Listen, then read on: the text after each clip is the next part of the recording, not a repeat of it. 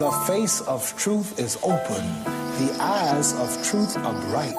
The lips of truth are ever closed. The head of truth is upright.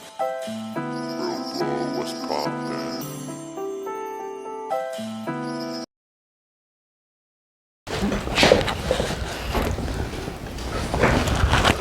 All right, my brother. What's going on, brother? What is going on? I'm well. How you feeling today? I'm feeling great. So, gotta talk about where you from. Like, talking to everybody. Yeah. So, where you from? Well, I was born in Patterson, New Jersey, but I basically lived here all my life. Moved to Gallitzin when I was like, probably just like 3 months old, if that, 2.5 months, and moved down to Altoona when I was, I don't know, 9 months. So like July of '90. I've been here since then. Oh, damn. Yeah, I did live in New Jersey for a year, but it was just a year. I went to second grade out there, and then, yeah, moved back here and been here ever since. It's basically PA. Yep. That's cool, man. So, how long you been doing this music thing? I mean, shit, we met. I mean, let you know how we met. I just was riding my bike and saw him doing this thing by Save a Lot, and I just thought it was dope. So, how long you been doing your thing? I was introduced to guitar at the age of 15, so 16 years now. Yeah, my dad literally just showed me like 3 chords on the guitar, and I just liked it. It was like something fun to do when I first started, and I had always listened to Bob Dylan. Bob Dylan was just like a staple in my life. Like ever since I was 3, I remember listening to Bob Dylan. My grandparents lived in New Jersey, and my mom had an '86 hatchback Honda, and there was a cassette player in it, and somebody had made her like a bunch of Bob Dylan mixtapes, and we would literally just listen to them on repeat, driving back and forth to New Jersey. That's dope. So yeah. That's dope. Who else? What other influences you got musically? A lot of Pink Floyd, I would say, is definitely a huge influence, and Radiohead, Modest Mouse. There's like some, basically the Crosby, Stills, Nash and Young, going back to some older 60s stuff. A lot of 60s stuff. Yeah. I'm heavily into the old music, Zeppelin, fucking.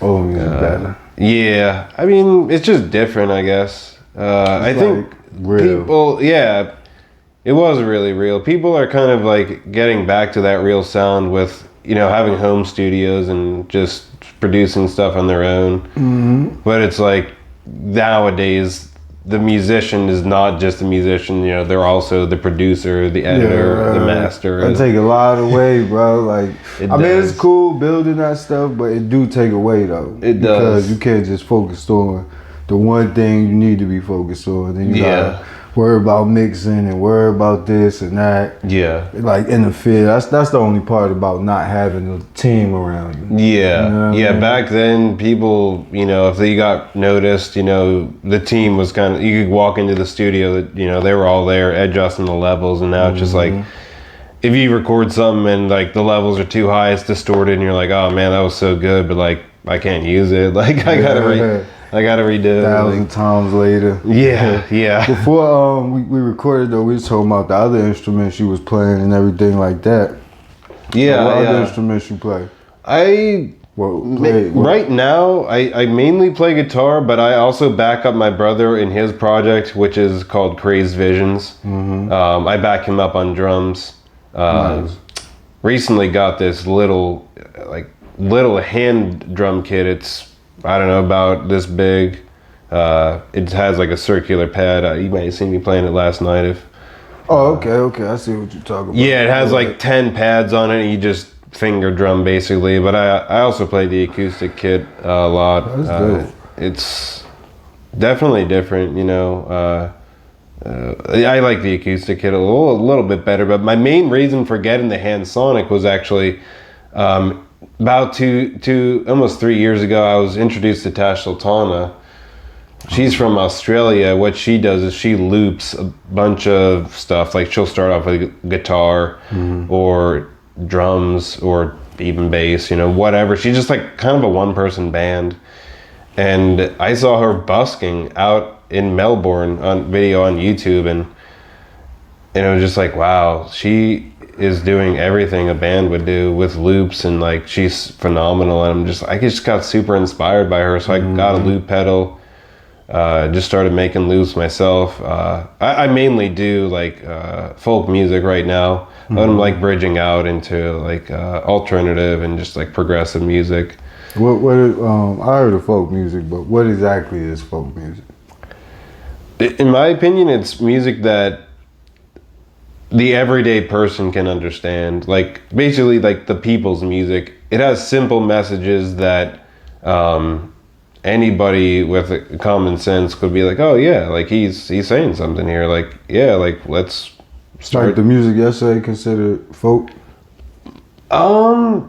My brother's style is more alternative indie, I would say. And Guy Moreau is kind of he does a lot of I think he covers some. I kind of missed his set yesterday. I was a little bit bummed. I had to run back and grab a pic, but yeah, he does some covers. He does some originals. Yeah, I don't know. It's kind of more some alternative stuff. I guess I always think of like the acoustic guitar when I think of folk, but I mean, obviously, it's a little bit broader of a definition.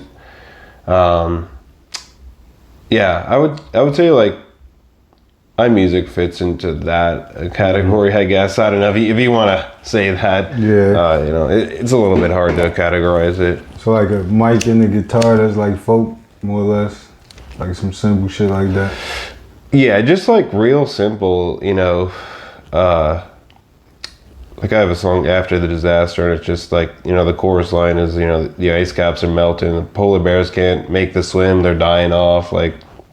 This is what's going on in the world? Yeah, basically, like. Oh no, that's dope. Yeah, I mean, as far as other instruments, drums is basically what I do now. I've dabbled a little bit of keyboard. I used to play a lot of harmonica, like I was saying earlier. The harmonica. Bob Dylan, of course, like I said, was a huge influence of mine. I got one of the headsets, and it used to cover so much Bob Dylan, and I think that's kind of where my folk influence comes from, When did you start getting into performing? Honestly, it was pretty early on. I was like 16. Really? Yeah, I started when I was 15. Okay. And then I just like, I don't know, something clicked with Bob Dylan, I swear. It was just like, man, he's saying this stuff, like, I really like how this music sounds, and like the kind of like, I mean, obviously some of his messages are like elusive or obscure. Yeah. But even he branched out eventually into other shit, and yeah, but I started playing open mics down at the St. Drogo's Cafe. Where's that at? It is on Allegheny Street in Hollidaysburg. I believe it was called the Black Dog for a while. Okay. It used to be St. Drogo's, who's a patron saint of coffee and ugliness. I don't know, Really? it's just a random fact there, but yeah, they used to do open mics once a week, and I used to just, like I said, go down there, cover Bob Dylan. You just like old jumped up there, like yeah, pretty much. straight up. Yeah, That's cool, man.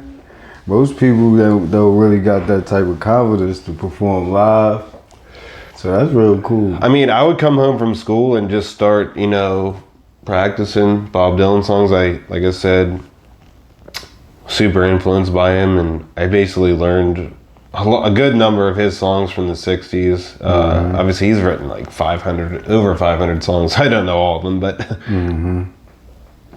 That's cool. yeah, I thought people needed to hear like that kind of like simple music, stuff like Blowing in the Wind, and like Masters of War, because like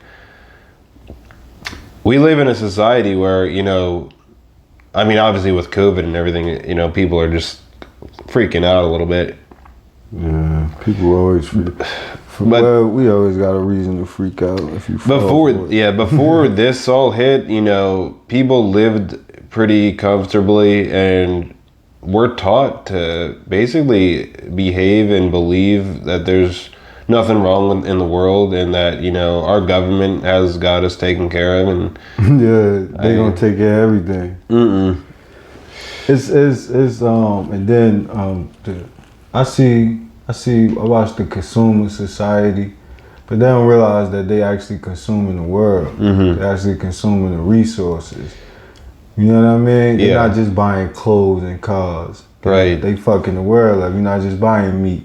You're messing the world up. yeah, You know what I mean? And that small view that people have, that they think I'm just having a steak, but the mass production of cows is messing up this planet.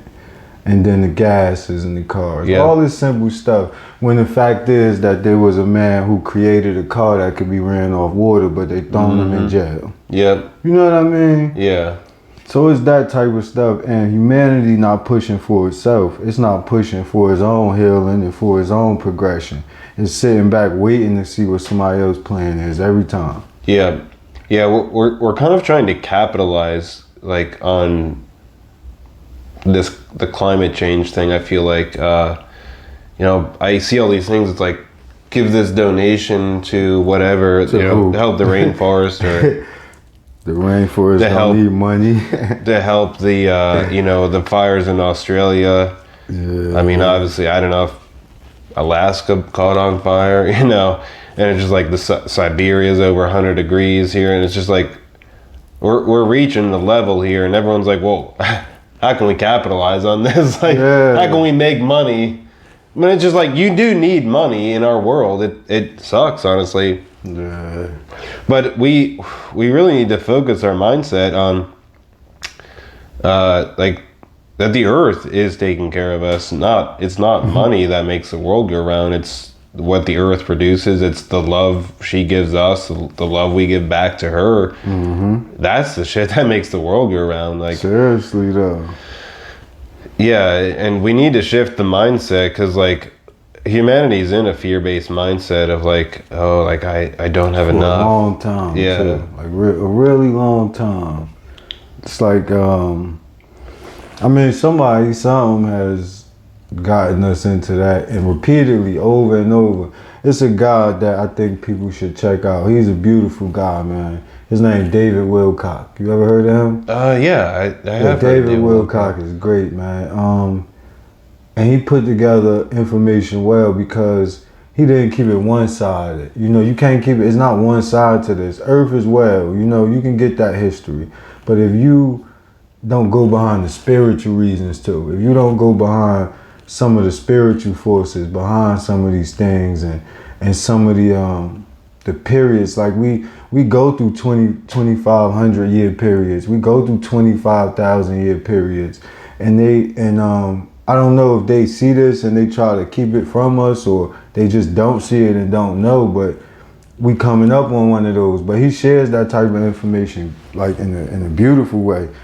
Yeah, I remember he was really popular back in the 2012 era, when everyone thought, you know, the Mayan long calendar's coming to an end. And, oh yeah, he did have some stuff out there. And I started watching David Wilcock a lot, actually, and I just really resonated with what he was talking about, and how kind of like ancient civilizations knew about those periods, like the precession of the equinoxes. 26,000 years, like the earth wobbles like a top, and you know, our pole star changes and shit. And like, these ancient civilizations knew a lot about, you know, the heavens, astronomy, mathematics, and you know, you often wonder. And we call these people primitive, not me, but we call them primitive. But these people tell you exactly where they got their information from, and somebody will go talk to them, come back and write a book and say, well, this is what they meant. And it's like, no, they told you. Somebody from Sirius B came down here and gave us this information. Yeah. And when you didn't have a satellite to see that, they could tell you, no, not right there, behind that. Yeah. You know what I mean? It's like, oh wow, well no, you can't make this stuff up. Yeah. You know what I mean? It's crazy that we pretend. You know, we rather like put our own spin on things, tell our own story. We more comfortable with that than accepting what's true. Yeah.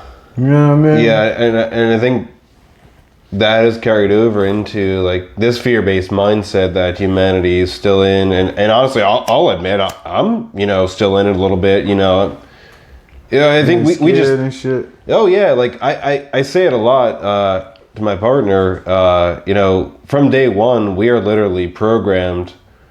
You're born into the Walmart light setting. Like he got these bright lights just shining on you. Like that ain't natural. Like you're getting programmed from day one to accept like this is how things are.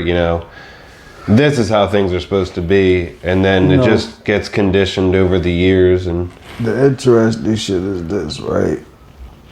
For me, my fear was me, because I never shared many of the ideas, but I had to pretend to, just to make sense to the people around me, but I never really shared them. But I really don't have fears, I'm not scared of tomorrow. I'm not scared of right now, because all we got is this. You know what I mean? it is true, yeah. And you realize that. So you can't be scared of your past. A lot of people really fear their past of what they already done, and they're scared to do it again. They might do it. They don't trust themselves, more or less. And then the future, because of your past, you already know what you did. You might, same thing. It's just a whole twist of it. It's like chasing your tail. It is. And then you leave that, and then boom, you realize right now. And that's all you ever need is to say, right now. Is to say, I'm good right now. If you good right now, it's cool. Even if something just happened, it already happened. Now, if you could say I'm good, you good. Yeah. You know what I mean? That's true. And most people worry about the next moment. That's not your business. You're not in control of time. Yeah. That's why you have spirituality. But people replace it. People have replaced, like, you want to hit that? I'm good. All right. People have replaced, like the real shit, right? People took spirituality and everybody makes it their own thing. But this is about God. But people take what God is and they redefine it. God is a path. God is a path to your fullness. God is unity. God is love. God is all of this. You know what I mean? Mm-hmm. When you take that, then you cool. And you could take every moment. And it's like, all right, that's part of life. Yeah. Because what else is it? Right? You know, because then 10 years later, you done been going through shit for 7 years, and then boom, that 10th year, that thing you prayed for 11 years ago came through. And then you realize, oh shit, everything I just went through for the last 10 years got me here. Everything I just went through for the last 7, 8 years got me here, and it was molding me to get here. I had to go through all this stuff. Mm-hmm. It molded me to get there, and now I'm here. And if I go back and take any piece of that out, I take away what I prayed for. Because you just pray for it. Like you open a door, you walk on a path. You can't determine the path. You don't know what's going to happen. We don't know what spirituality is for us. Was my spirituality and my path not the same for you? You know what I mean? So yeah. This is why, like let's say the way the Buddhists practice, one Buddhist can never tell another Buddhist how to be a Buddhist or how to receive the teachings, because the way it's going to come to you, and the way you're going to realize it is different. That's what I think. That's one of the most beautiful aspects of Buddhism, because it's true. Like, you people are always trying to tell people how to live their lives, and society tells you how to live your life, and society doesn't want you to think for yourself, basically. Because that's dangerous, or you might get some crazy idea like living off the land or something. Yeah, then they can't make money off you. Yeah, and it's just like we can do this. We are at a point where we can literally do anything. Mm-hmm. We are in control now. Like they're losing control, and they're realizing it, and they're trying hard to drastic. They're trying hard to regain that control, by any means possible. Mm-hmm. Because it's happening, man. The stuff that's always supposed to happen in humanity. This right here, all of this. Nobody's supposed to be separate. So humanity is one thing. The earth is one thing, and we pretend it's not. We pretend that, you know, something happened over here in Japan that don't affect us. In some way it do, because that's humanity. We pretend small things these are big things, but we pretend they small. This is the earth, and if it's happening on earth, it's happening to you. If it's happening in humanity, it's happening to you. Yeah. And then you take away all that shit, and if you can look at humanity, this is the best way to look at history. To everybody, don't look for American history. Don't look for European history or black history or African history. Go out there and search for human history if that's what you want to look for. If you want to go back into the past, it don't mean shit no more. Nobody gives a fuck who built the pyramids. It don't matter. It won't do anything for us. Nobody cares what color Jesus was. It won't do anything for you and you haven't even received his gospel. You don't even understand his word, but you worried about this.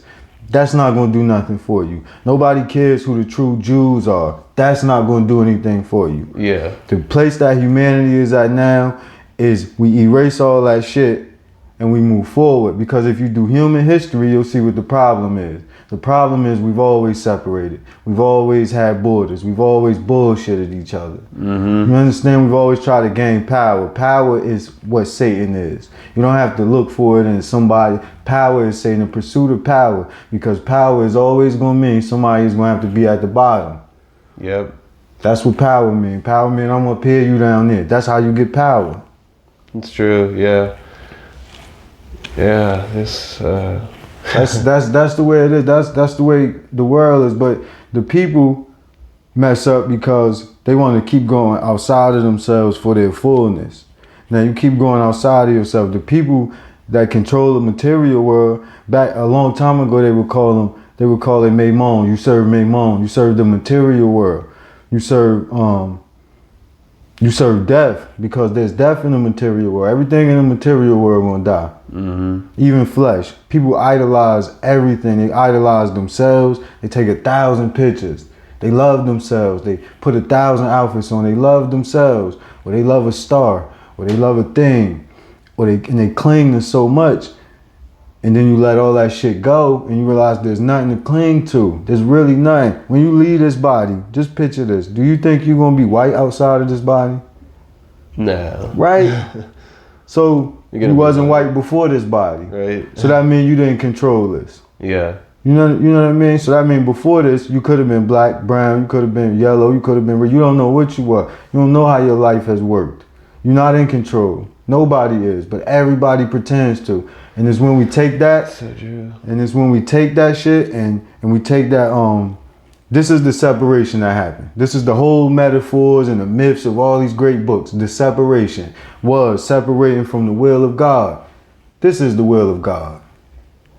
Separating from that and saying, "No, I want to go with my people." Now you picked your world. Now you've decided you've decided to live for yourself.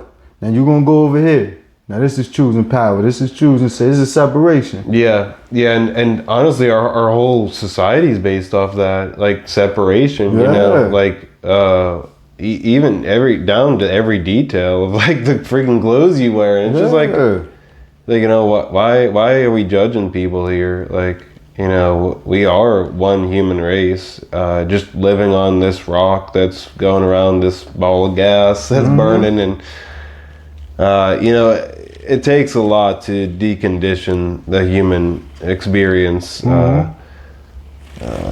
It do, man. Because it happens from day one, and you know, you just gotta keep being compassionate with yourself and others. That's what I try to practice. It's hard because this is why a true path of spirituality hard, because you know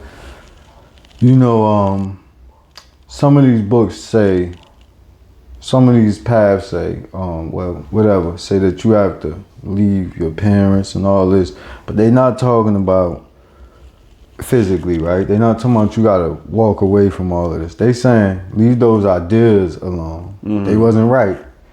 And you determine, and you keep your own counsel, but you determine if they was right. Are they happy?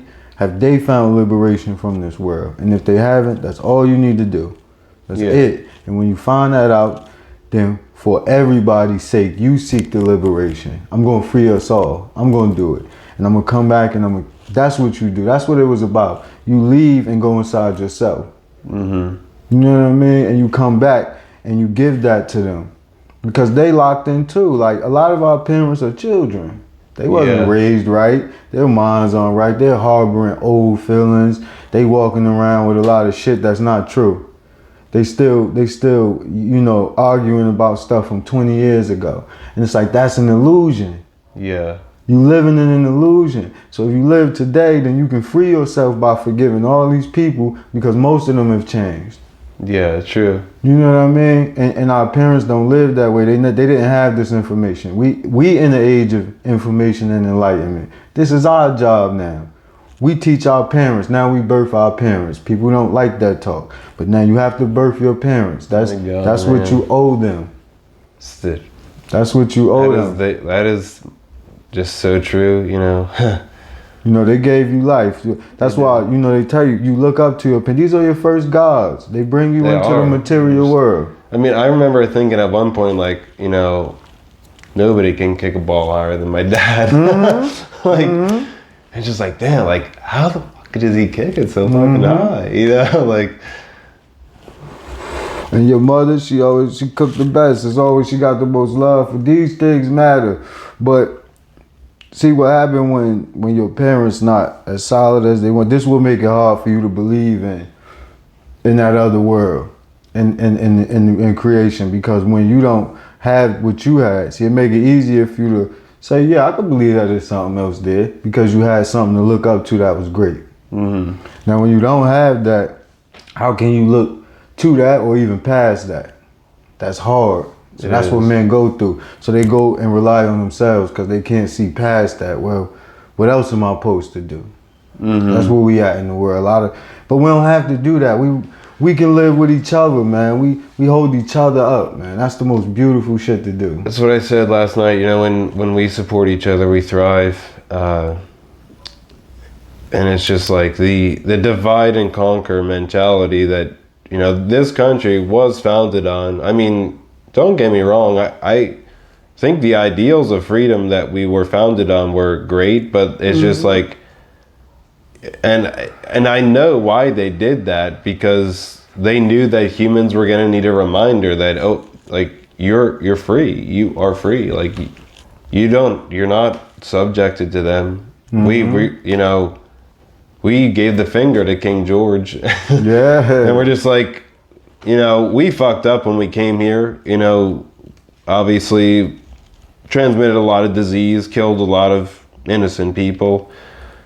You know, it was a war of worlds and culture. This is what I said. This is why you got to talk about human history, because you have to talk about how those people that came here on those boats first came here enslaving their own brothers. Yep. And their own sisters.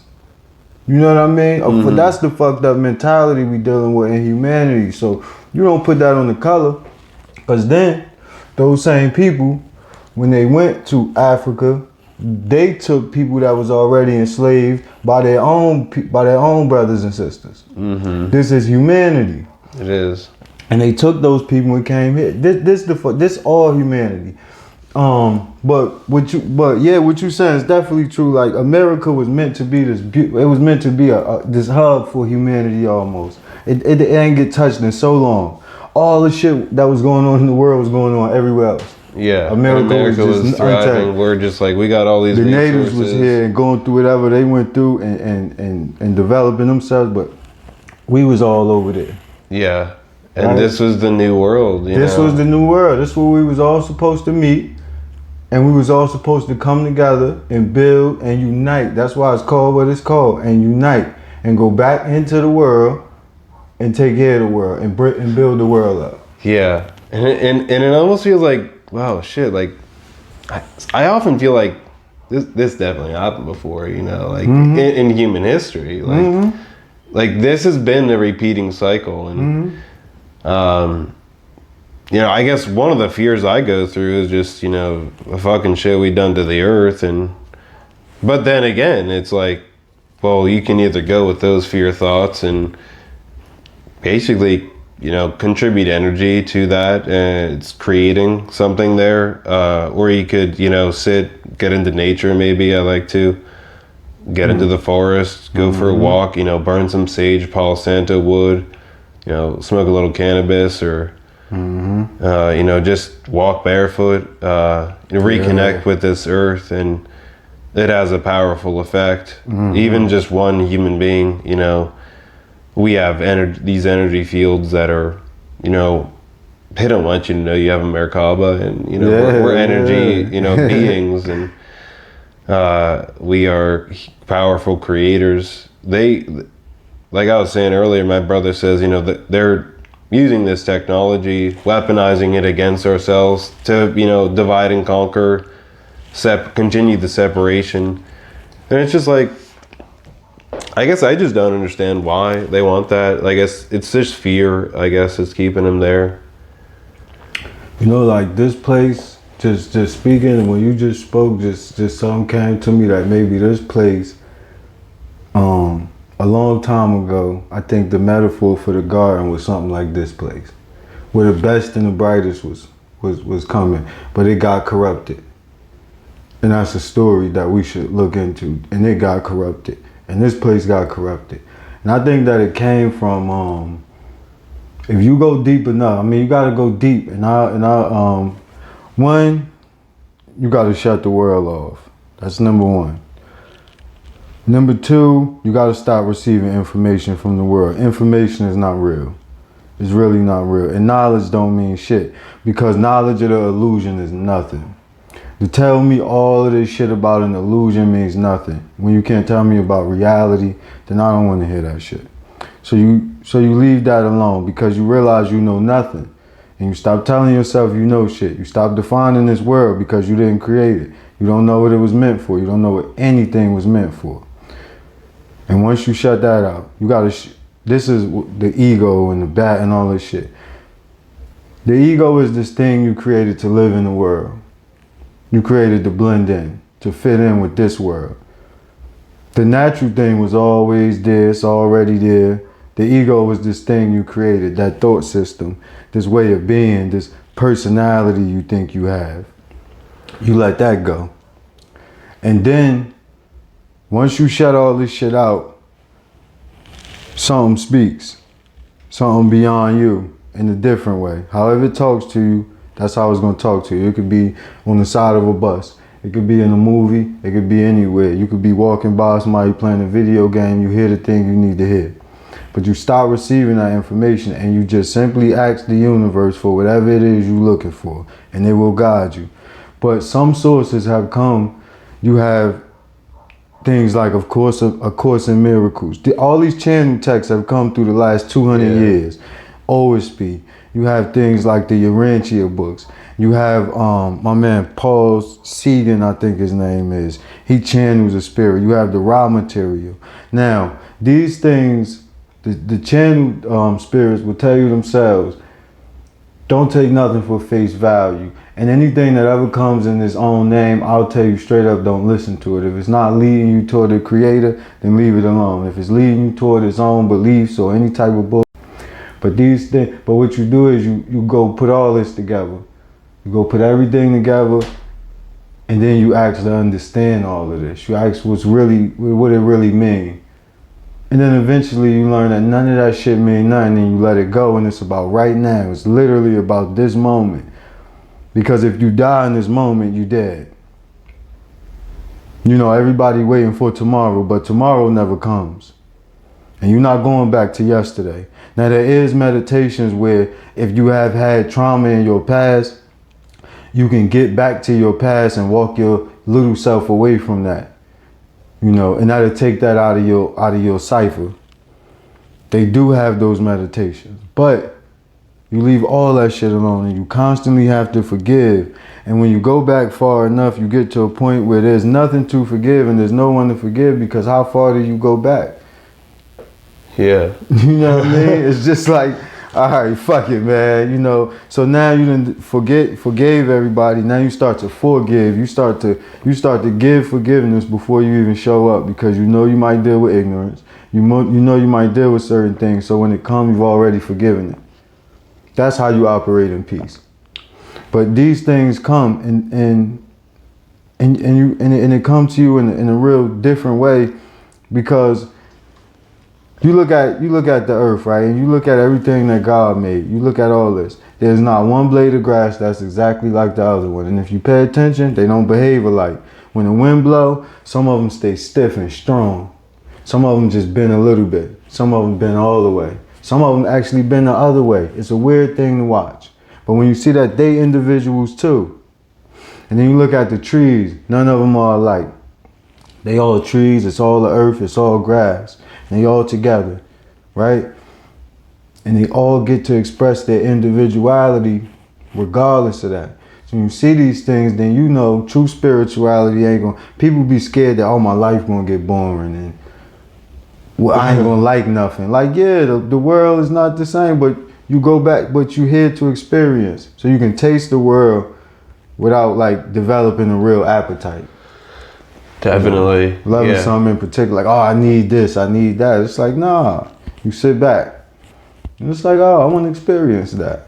And you learn how to manifest these things. That's cool.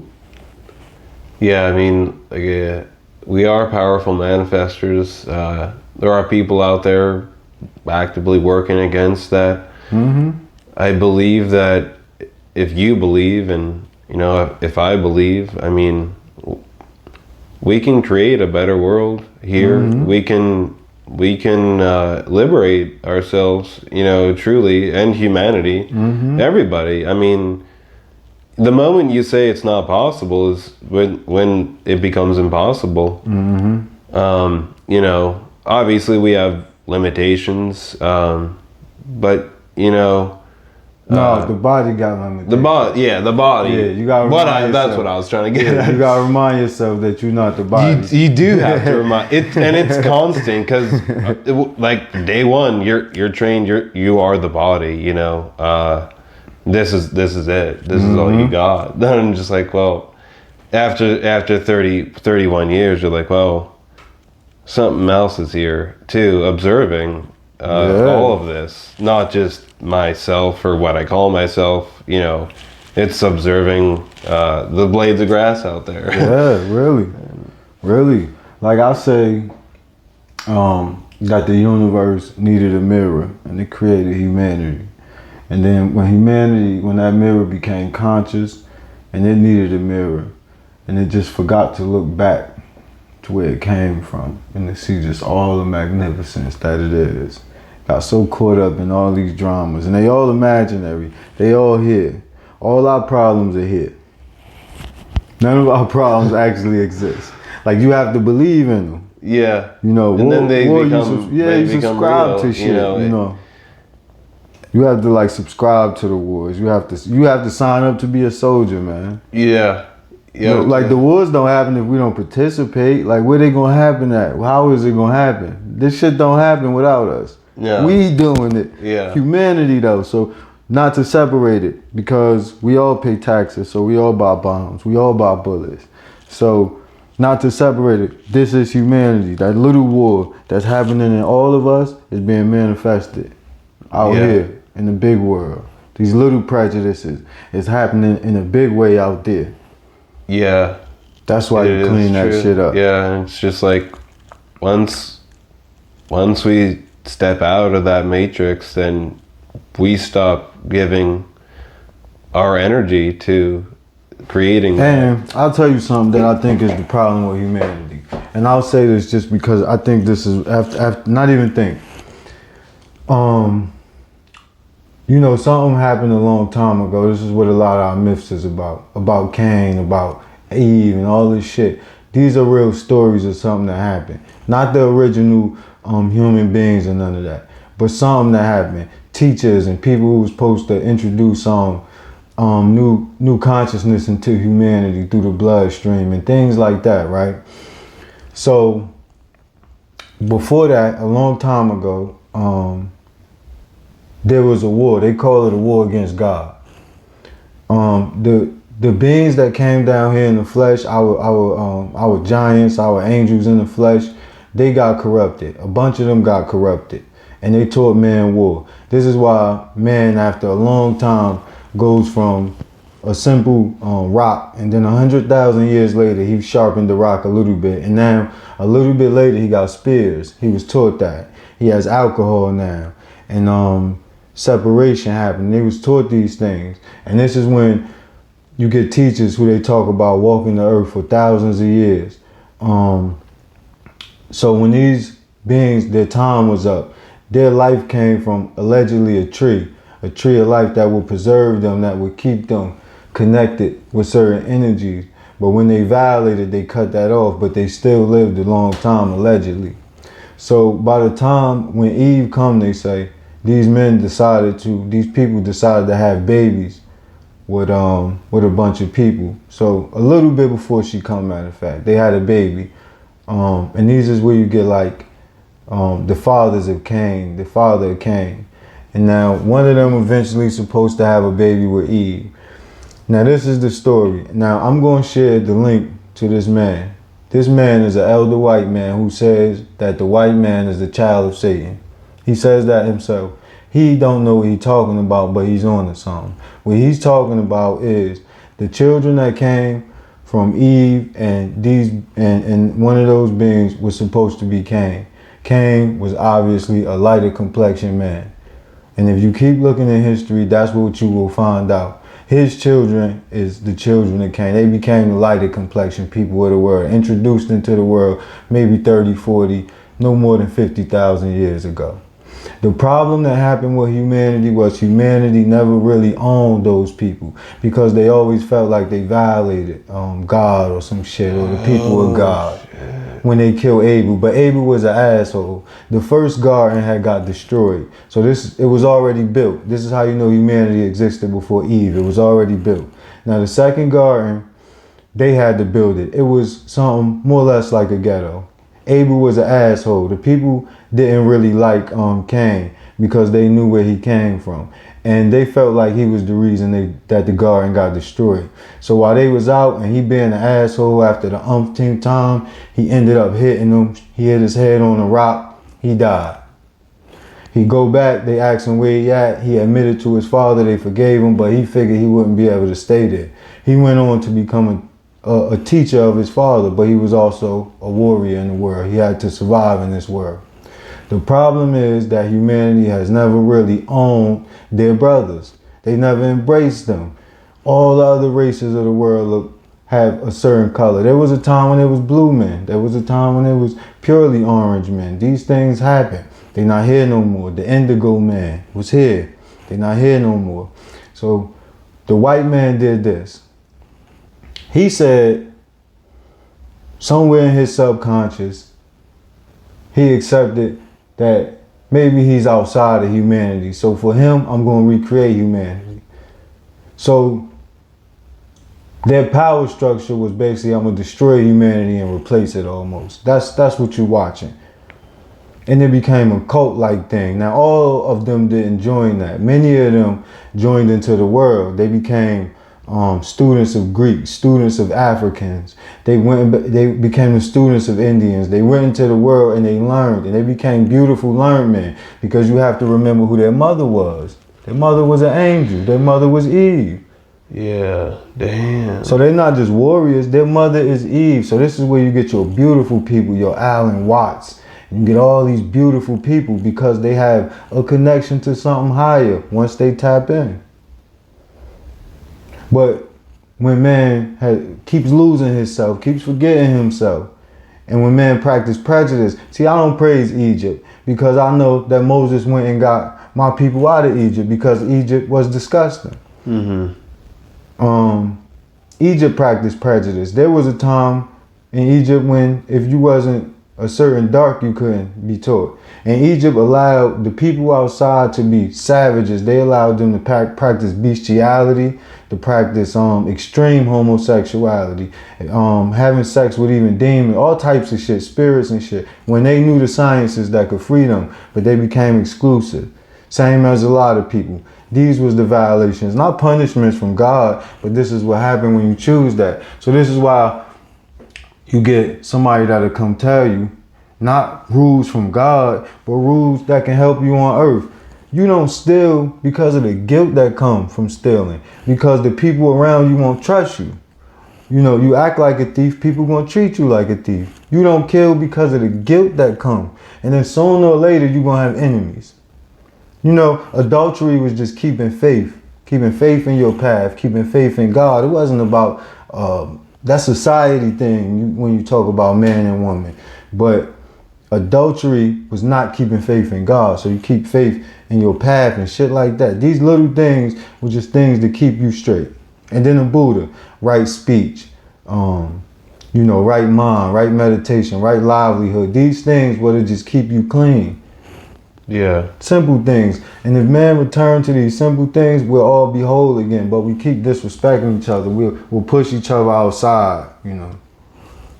Yeah. Honestly, yeah, I couldn't have said it better. But they don't like that. People won't like that. A lot of people won't like that. They really like hate shit like that because they have belief, solid belief, other men's beliefs. Other men's belief. Now, go read those books and notice that these were spiritual men who were discovering God, who were coming into realizations of God. But you have put your faith in men and created idols and said, no, he said this. He said that 2,000 years ago. Why would that be true today? Why would you think God stopped creating? Yeah. Why would you think God said, no, I'm going to stop talking to people then because y'all not worth it? That's a foolish way to think. And that's how you get yourself locked out of yourself. You go look at these men and you believe that Muhammad had all the answers. And you believe that even young Yeshua, who died at 33, had all the answers. Yes, he was a beautiful, realized man. But no, that was 2,000 years ago. How would those men operate today? He couldn't operate the same way today. So how would he operate today? How would you operate today as a son of God? You have to move this way. You have to stop believing in shit that's dead. Papers are dead. These books are dead in real life. You can go back to them, but you're just going backwards. Today, it means nothing. Yeah. Absolutely means nothing. That's why I don't feel good. People go to church to feel good and shit like that, but it don't do nothing for your spirit. Yeah. Man should know this. As long as he lives on this earth and only invests his energy in the dead world, the material world, and he don't build his spiritual energy, he don't invest in the spiritual kingdom, where's his return on his investment gonna go? Yeah. You got to put it in perspective for him. You see what I'm saying? Their mindset is based in that, like, oh, if I invest in it's gonna be this, here. So people, you know, all they did is here. So you think about a lot of your drunk uncles. What was their concept of a spirituality? What was their concept of the spirit world? If they didn't have one, where would it come from? They gonna be where they know. He probably at the fucking liquor store. Yep. That's the truth. That's why energy be feeling dense in certain places.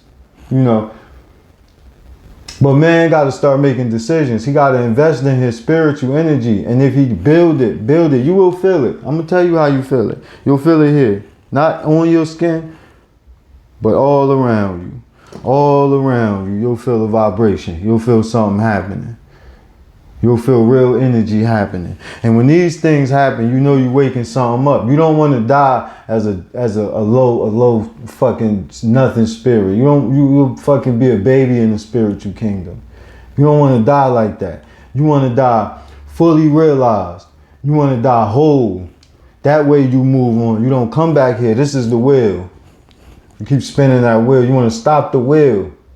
So humanity can progress. Humanity hasn't progressed. You can look back in these books and see the same shit going on. We are Egypt. We are France. We are Rome. And it's about to happen again. And we all know that in our spirits. Yeah, I was gonna say earlier, you know, instead of becoming that land of opportunity, essentially, we kind of just adopted a lot of Roman ideals, Roman mentalities. I mean, we put our dead presidents on our coins, on our money. Idol worship. Really Romanistic. I mean, as the major empire back then, and people forget that, you know, Rome continued for almost 1,500 years. You know, Rome did break up.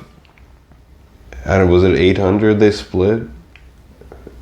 No, that was when Charlemagne But they began. were so fucking dickheads too, man. And people lie to this history. People lie to go back and see this shit, but they only looking for how to get power. But them, Yeah.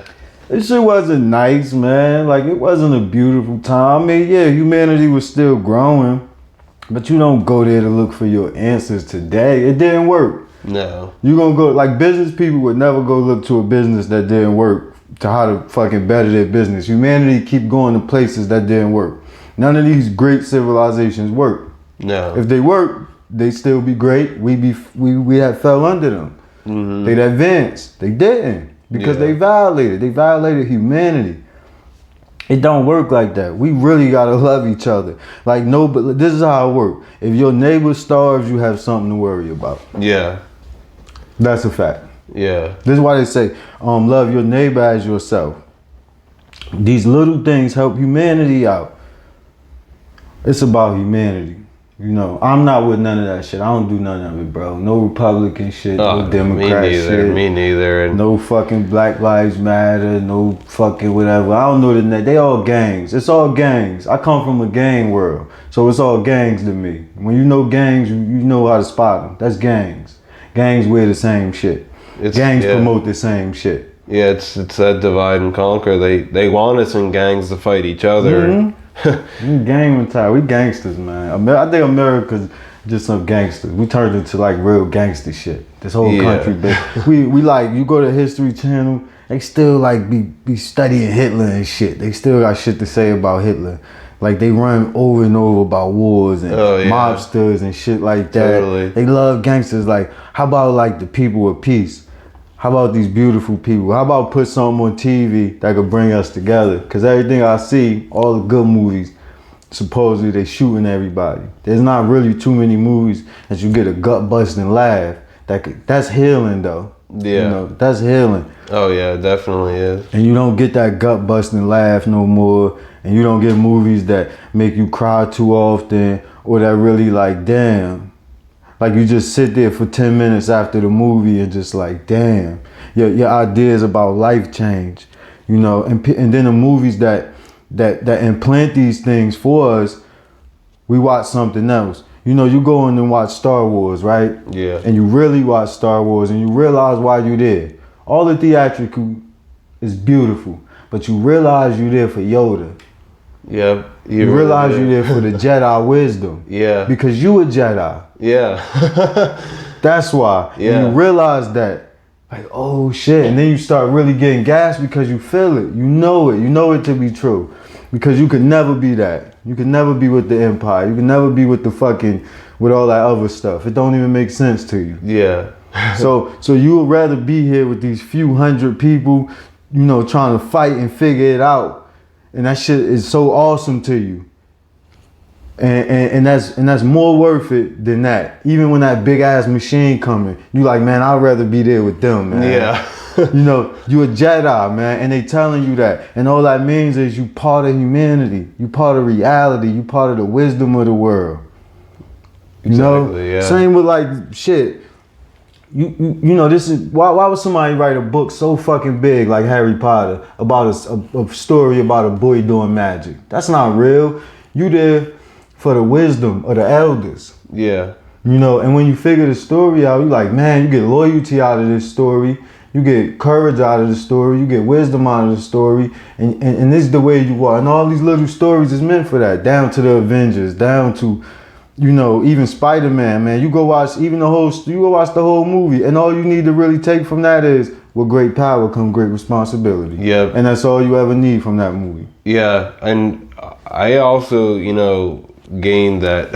I'm a huge Spider-Man fan, but I fucking loved how at one point he did give up, you know, and he turned it all in, and then he realized that the world actually needed him, and the world needs Spider-Man, you know. The world needs you just as much as the world needs Spider-Man. Yeah. See, you try to be selfish because that's what you watching, right? You watching that fight. That's all our fight, because you is Spider-Man. You the hero. So that's the fight you watching. You watching, I want to live my life this way. I want to live my life. I know I can do this. I want to do this. But you got this great gift that the world can benefit from. But you want to go over here No, the world needs your gift. Because it's not going to change without your gift. It's not going to get that growth and that realization without your gift. And then you put your guitar down or your microphone down for a little bit and you go into the world and nothing out there make you happy. Yeah. And then you say, all right. And then you turn around and then boom, the universe give it all back to you and then give it to you in a greater way. You know, and now you plan for the universe. Everything you do just manifest. It's coming out in such a beautiful way, man. Yeah, and honestly, I feel like I'm pretty much at the start of what I've worked for, you know, for the last 15, 16 years now. And all it took was, you know, listening to Bob Dylan, learning a few chords on guitar.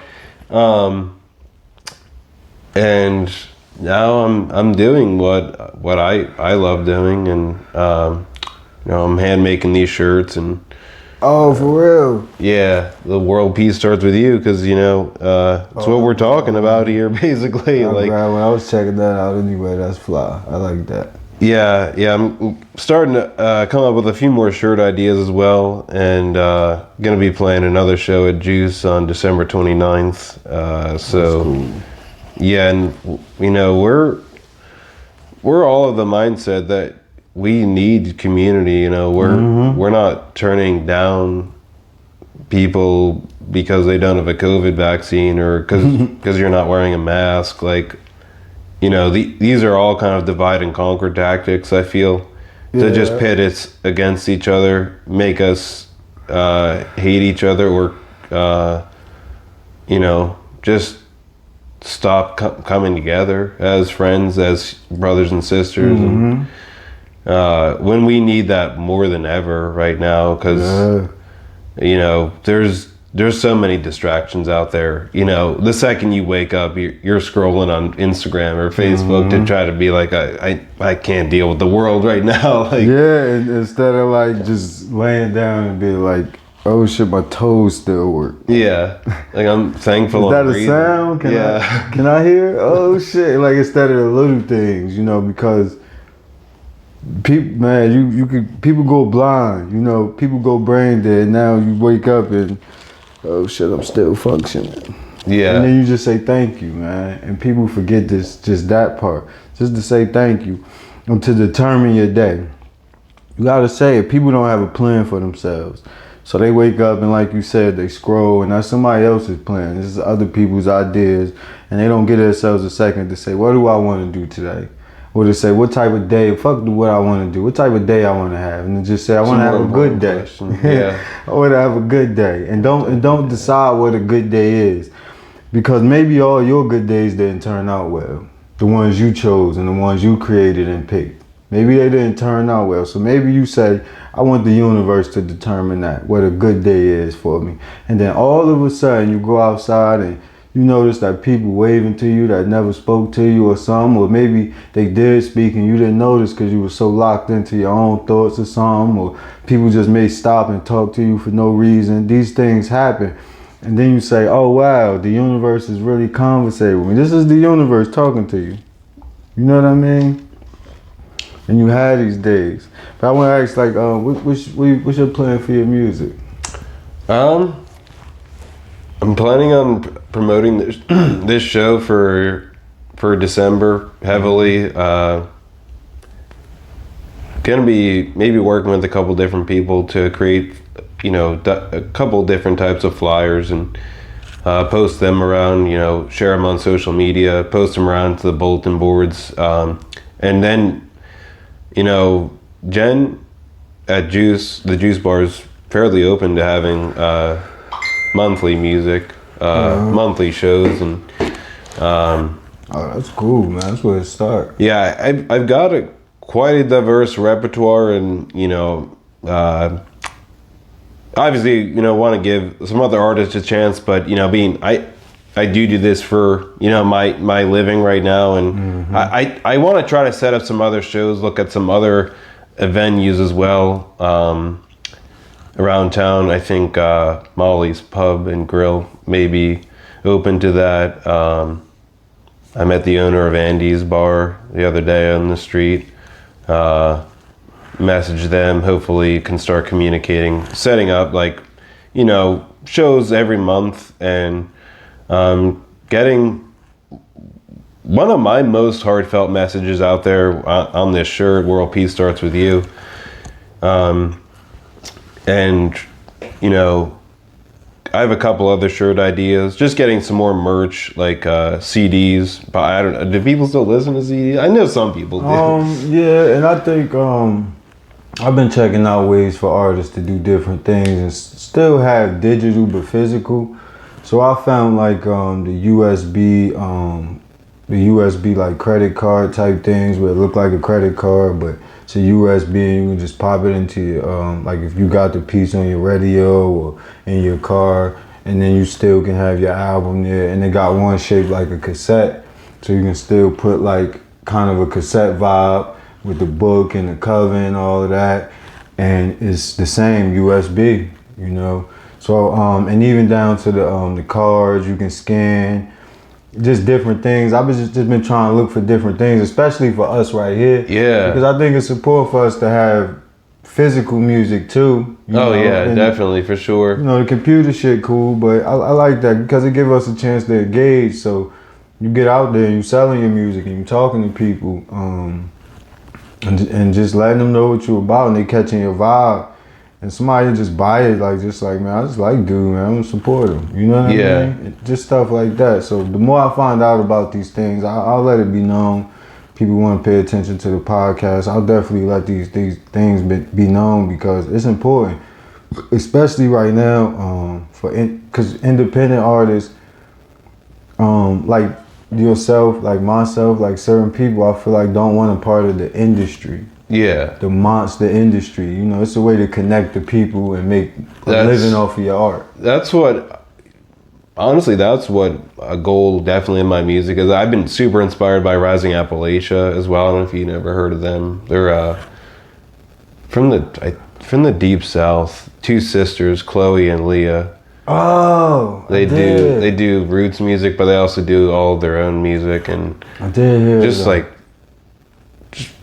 kind of just really dope music, just acoustic. They incorporate all kinds of instruments, but they basically are troubadours of music and culture, and music, unlike anything else, unites people. And so I thought it was good that you said about the USB, because I've been thinking, well, I'm out in the street, I'll give out my CD a lot. But it's just like, how many people even listen to this stuff on CD anymore? And like those first things you were talking about with, like what were they? Like the little things? It's like it looked like a credit card. They call it like a wallet card or something. It looked like a credit card. Do you know what they're called? It's a few. I found a few places that have them. So I'll send you some links. Okay, I'll definitely send you some links. Yeah, because I think that's it's nice. A lot of artists have trouble with, like, my stuff's on Bandcamp or SoundCloud or whatever, and it's just like, well, right now my stuff is basically, you can listen to it 3 times and then pay me whatever you think it's worth, and I've been thinking about changing that, but then another part of me is like, well, I want people to listen to my music. That's the main thing. Like, well, how about this? Because this really what mixtapes is for rappers. You give something free as something promotion, something that's still dope, but then you come with this. If this draw them in and everything, and then this come with this, like you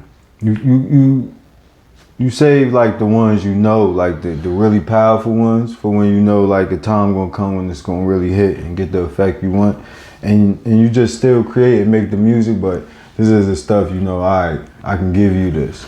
5, 6 songs, I can give you this. Yeah, definitely. But this right here, the stuff you put money into, you want to make money back off of. Yeah. Like, you don't want to go pay for studio time and pay engineer, pay all this stuff and don't get anything back. You want to recoup. You know what I mean? So, and if that's not happening, then that's what make a starving artist. Investing and nothing come back. So the main thing is really marketing yourself, and I think the thing that's missing right now is everybody want to be a big star. So marketing yourself to your community to let the community choose and let them put you on a pedestal, let them push you in. And even this whole thing, we live in Pennsylvania. If you can just conquer Pennsylvania, if you can just sell music in Pennsylvania, you could eat as an artist. Pennsylvania is huge. Yeah, it is. You know what I mean? Like, you could do decent even if you could catch an audience in our little area right here, but if you can just conquer Pennsylvania, then move on to maybe a New Jersey or Delaware or even, start moving into New York at some of those spots, because they have those type of spots, dedicated spots that love the type of music you play. Uh-huh. You know what I'm saying? Yeah. So just getting just broad idea, and like I'm saying, taking it to where you say, all right, this is not mine. Because if this is something that you really been doing for this long and that you love, because you passionate about it, that's not your passion. That's not just your love. That's pointing you to a direction of saying this is who you are already. You know, people forget to really remind themselves that success don't come from out there. When you say, I want to do this, you playing shows. This is probably something when you playing shows, you're making some money off of it. That's you successful as an artist. Now, the difference is when you make more money, when the audience get bigger, when your fan base get bigger. But already you who you are. Today you who you are. Today, it's beautiful to have this interview because I'll get to say, yo, you see him? I get to tell my kids, when you on American Idol or some shit and blowing or even past that, and you say, fuck y'all, I don't need y'all to judge me. And the people, take you there and now it's like, yo, look, I know dude, like I met dude, we got an interview, that's a great dude, like I get to say that, and even when you go out there, right, and it all start to happen, sometimes you can get lost in the world. Yeah. And you get to look back at a moment like this and say, no, that's who I am. Yeah. You know what I mean? Like these simple things, these seeds, give us reminders, right? So, it could have rained that day, I wouldn't have rode my bike, I wouldn't have met some shit. But now we sit here, and now I sit here and tell you already that you is the star, you is the guy. And it's like, damn, we got somebody great coming out of Altoona. Yeah. And sitting here, me knowing that, it's just about you knowing that. And not worrying about if anybody else know that. That's not even your issue. Everything else take care of that. You just fucking play. Yeah. That's the only thing. You just get great at what you do and just keep loving it. Honestly, I mean, 5 years ago, about 5.5 to 6 years ago, I was ready to just, basically give up on music. I'd been doing it for 10 years, nothing was happening. I had recorded stuff, I had released some stuff, and it was just like, well, some people came to my release party, but I'm calling places. I went to a bunch of bars in State College and, handed out my CD, and I even followed through with some of them and, called them back, and they were just like, well, it's not really our style or whatever, whatever they said no. And I was just like, well, is this really for me? And I just started to doubt myself. And honestly, one of the people that really encouraged me was Rich Edmonston. He said, just keep on playing. It doesn't matter. My brother as well, and his partner at the time, Megan, they were like, you're doing this for you, right? Like you write songs because they help you, right? And I'm just like, thank you for that reminder, because we tend to forget. The mind gets distracted so easily, and just trying to be that star or whatever you think that is, as opposed to what it really is, what it really takes to get there, and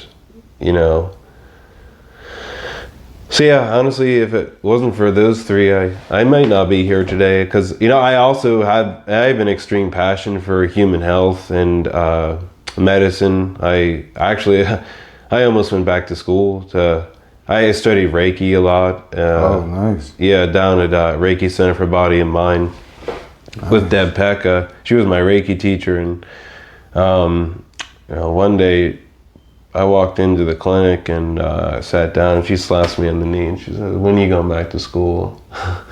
And I'm just like, because I told her I wanted to be a doctor, and she was just like super happy for me. But all this whole time, like, music was what truly brought me happiness. Like, I had been to school, I had gone to college, I graduated high school, and basically, I don't know what the hell I wanted to do. I just thought, well, you go to college and you get a good job, right? Yeah, right. Found out the complete opposite, but did learn a lot in college because during that time I worked with Dr. Bonnie Cutsworth-Huber. She was my vocal director in Ivy Side Pride. Just very professional person. Really inspiring because she's sung all over the world, and she, kind of instilled an air of professionality, I guess. You kind of need that in your art, if you want to take it seriously, I guess. And nah, that's dope. Shit, that type of experience you need, man. Yeah, so I mean, college wasn't a waste, honestly. Again, it's not about the money, it goes back to the experience and what you gain from it. And I really gained a lot from doing that.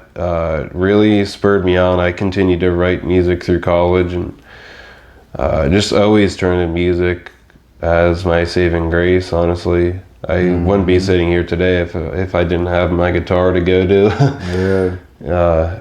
For real.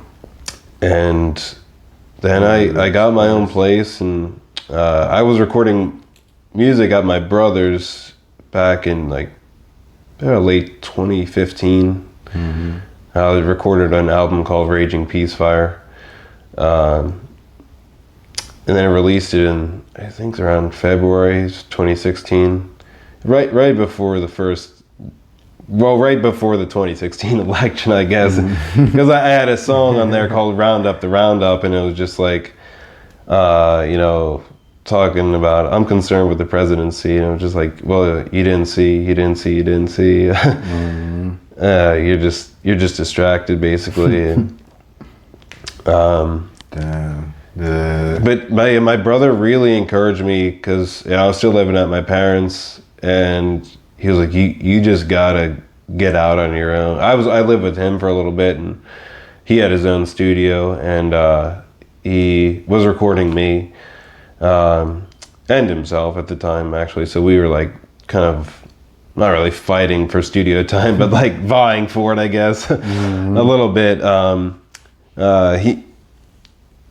He eventually kicked me out, which was the best thing that could have ever happened to me, honestly. It was just like, you're getting thrown into the deep end of the pool, and you got to do this on your own. Like, it's time for you to swim, basically. And, without that, again, I may not be here. It's just like you said, like, all the things you went through, it's just like, this shitty thing happened, but it's just like how I got here today. It's just how you view it, what meaning you put to it. And I got my own place and built a studio eventually. Took quite a long time. Shit's not cheap. Especially when you do it by yourself or something, man. Yeah. I had actually lost my job in 2016, and I'm like, how am I gonna build my studio now? And it's just like, I took my last like $500 and bought a computer. And some other stuff, some foam, and got a job working at Chipotle. Hey, man. And that's when I started busking, actually, because Chipotle wasn't paying the rent. I was like, I gotta do something else here. Like, and Rich Edmondson would always play down the holidays, bro. And I'm just like, this guy's onto something here. Like, why not give this a try? I'd go out for like, 30 minutes, 45 minutes, make some change. And eventually I started going out for longer, and just eventually I just started writing more music and was able to go out longer, play for an hour, and be fine, 2 hours even. I started to just review all the songs I had written, and I did do a few covers here and there, like I said, some old Bob Dylan songs that I still remember. Cover a couple Modest Mouse songs, but mainly just play my own songs. And I built a studio and then lived on my own for quite a while until 2019. I then moved into a house with my friend Sasha Frost, who's also a local musician. He has a project called Memory Collector. Nice. He's selling shirts now too. Seems like everybody's getting on the shirts thing. I said yesterday, I was like, people gotta wear shirts. Oh yeah, and I'm like, that's the other thing. I think I want to get to like some long. I'm sitting here, I'm kind of cold and like I'm a little bit shivering right now, but I want to get into some like long sleeve apparel too, because obviously it's winter and it's just hard to find cheap long sleeves, because the short sleeves are $4 basically plus tax. Affordable stuff, man. Making the world that way. Yeah, but I think definitely like those little USBs are a good way, to sell stuff at shows, but also maybe just have a few CDs on the back burner. Lighters, CDs definitely though. I think CDs definitely something to have. Even if you get like get somebody to print you up some vinyls, man. Like I got a record player. People getting in the record players. Vinyls are really, they have a different quality of sound. Yeah, so getting into that and getting a couple of them to sell and small stuff people use, coffee mugs, lighters, just having your face there. I think there's a machine, I don't know if it's called a Cricut or a Cricut or I don't know how to pronounce it, but like you can digitally print basically on anything. And, all that type of stuff. I think, man, all that stuff work. Little stickers so people can put on their laptops. And like my guy, he make these right here from Trenches, but he got like stickers. I slap one on my computer just to make it have a little design on it, but just little stuff like that to have, put it on your car, and somebody can just see it. You wait in the traffic, and they're like, who the hell is that? Yeah. You know what I mean? The person on the passenger might just happen to YouTube you or something. Or Google, you never know. And they might like it, so you just never know. Just promoting in realistic ways. You always got to be billboard big. The little things, just something to grab your attention, like... that's why I put on the back of my shirt, it says, who is John Peacefire? And it's just like, well, who is he? Oh, there's his website, It's just like, I guess my advice to other musicians and artists and entrepreneurs in general is just, you got to create a product that'll sell itself. And then, that's my 2 cents, basically all about that. Because unfortunately, we need money in this world, but again, it's not the thing that makes it go round. Like, you just always got to remember that. And I think the biggest thing I've learned recently is that we are powerful manifestors, and if you believe that you have it, you're affirming that you do, and you start to attract that. When you're affirming, oh, like I don't have the money, like, or you're even just worried about it, and like the thing you need to do is not judge yourself for having those thoughts, because we get programmed from day one. You're gonna have those thoughts. The thing is to not give that energy and attention, because that's when you'll manifest the wrong thing, or maybe there's something you don't want to. Accident.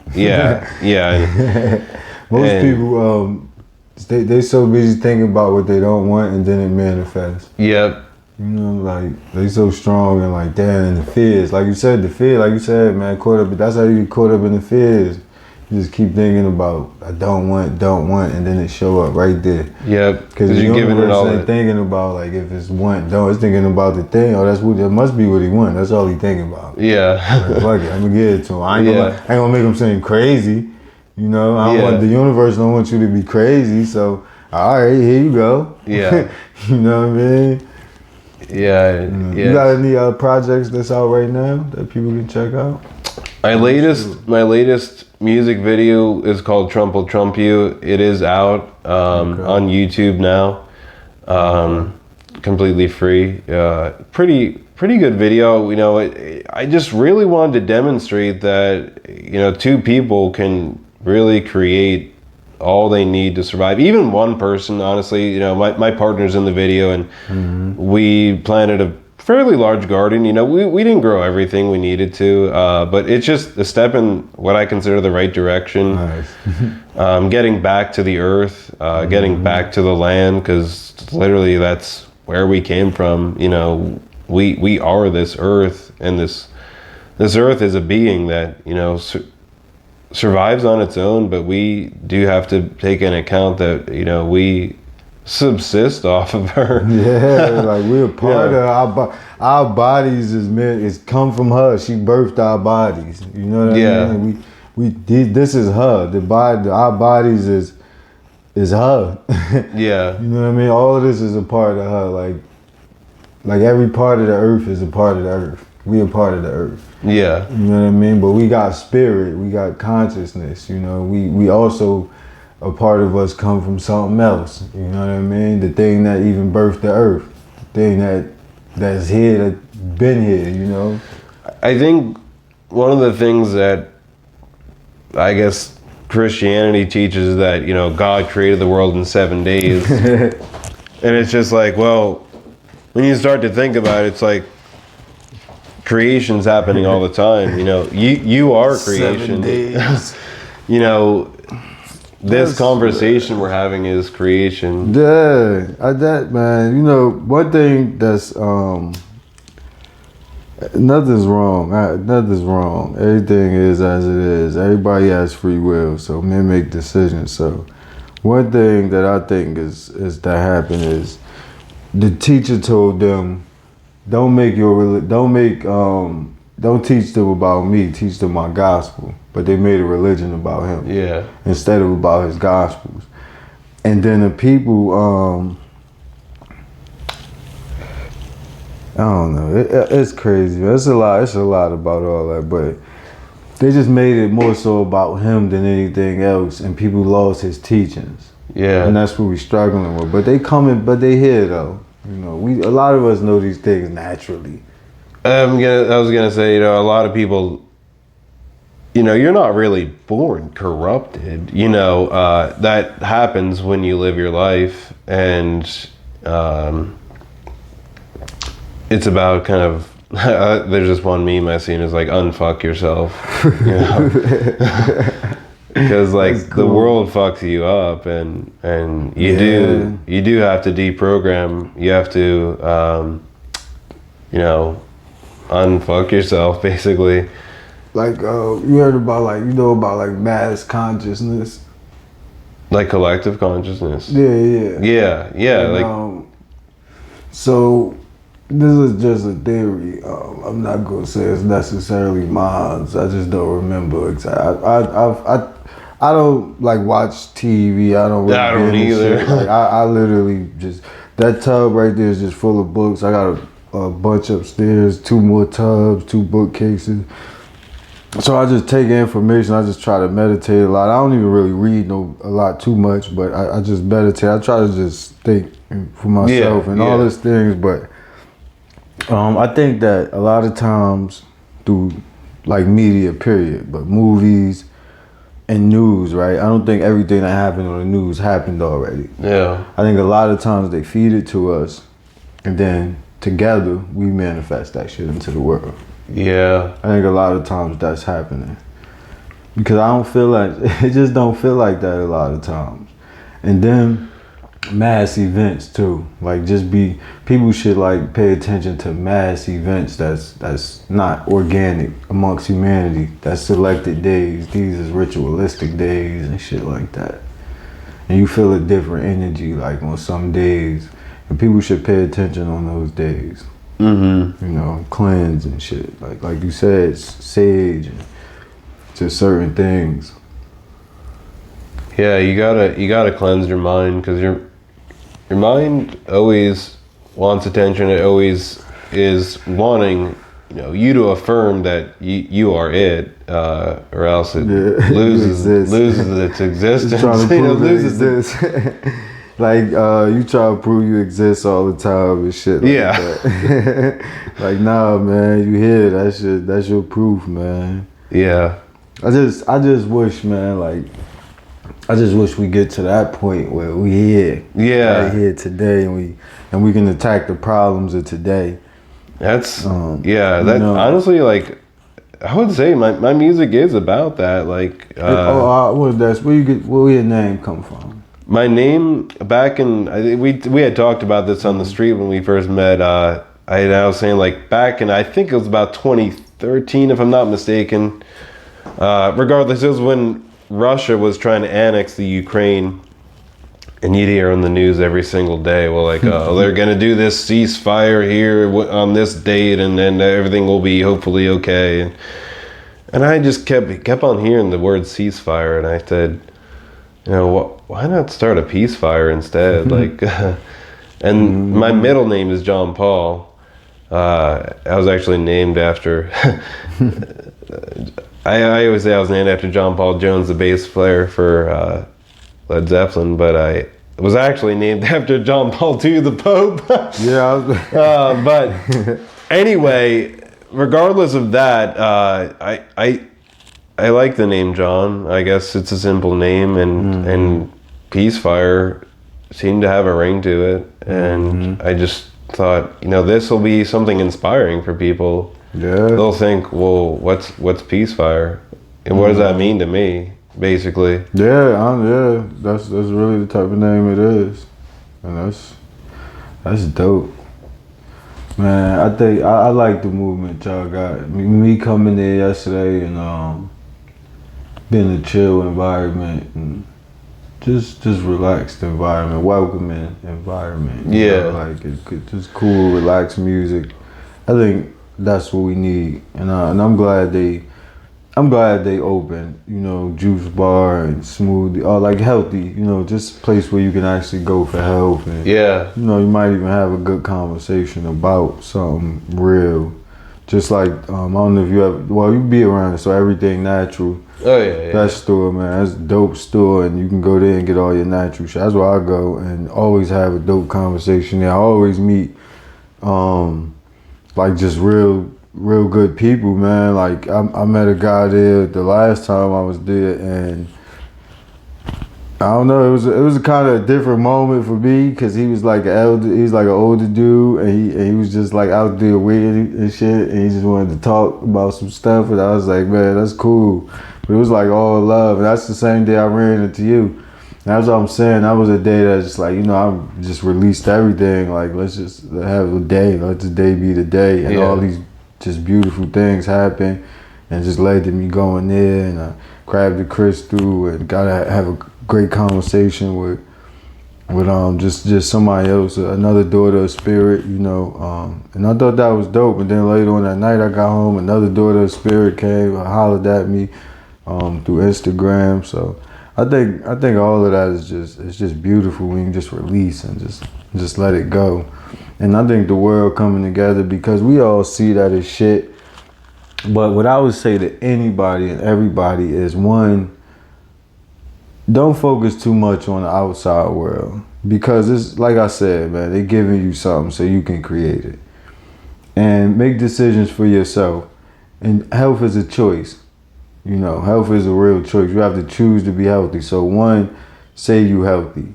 You know, one, remind yourself you're not the body. Stop saying you sick. You not sick.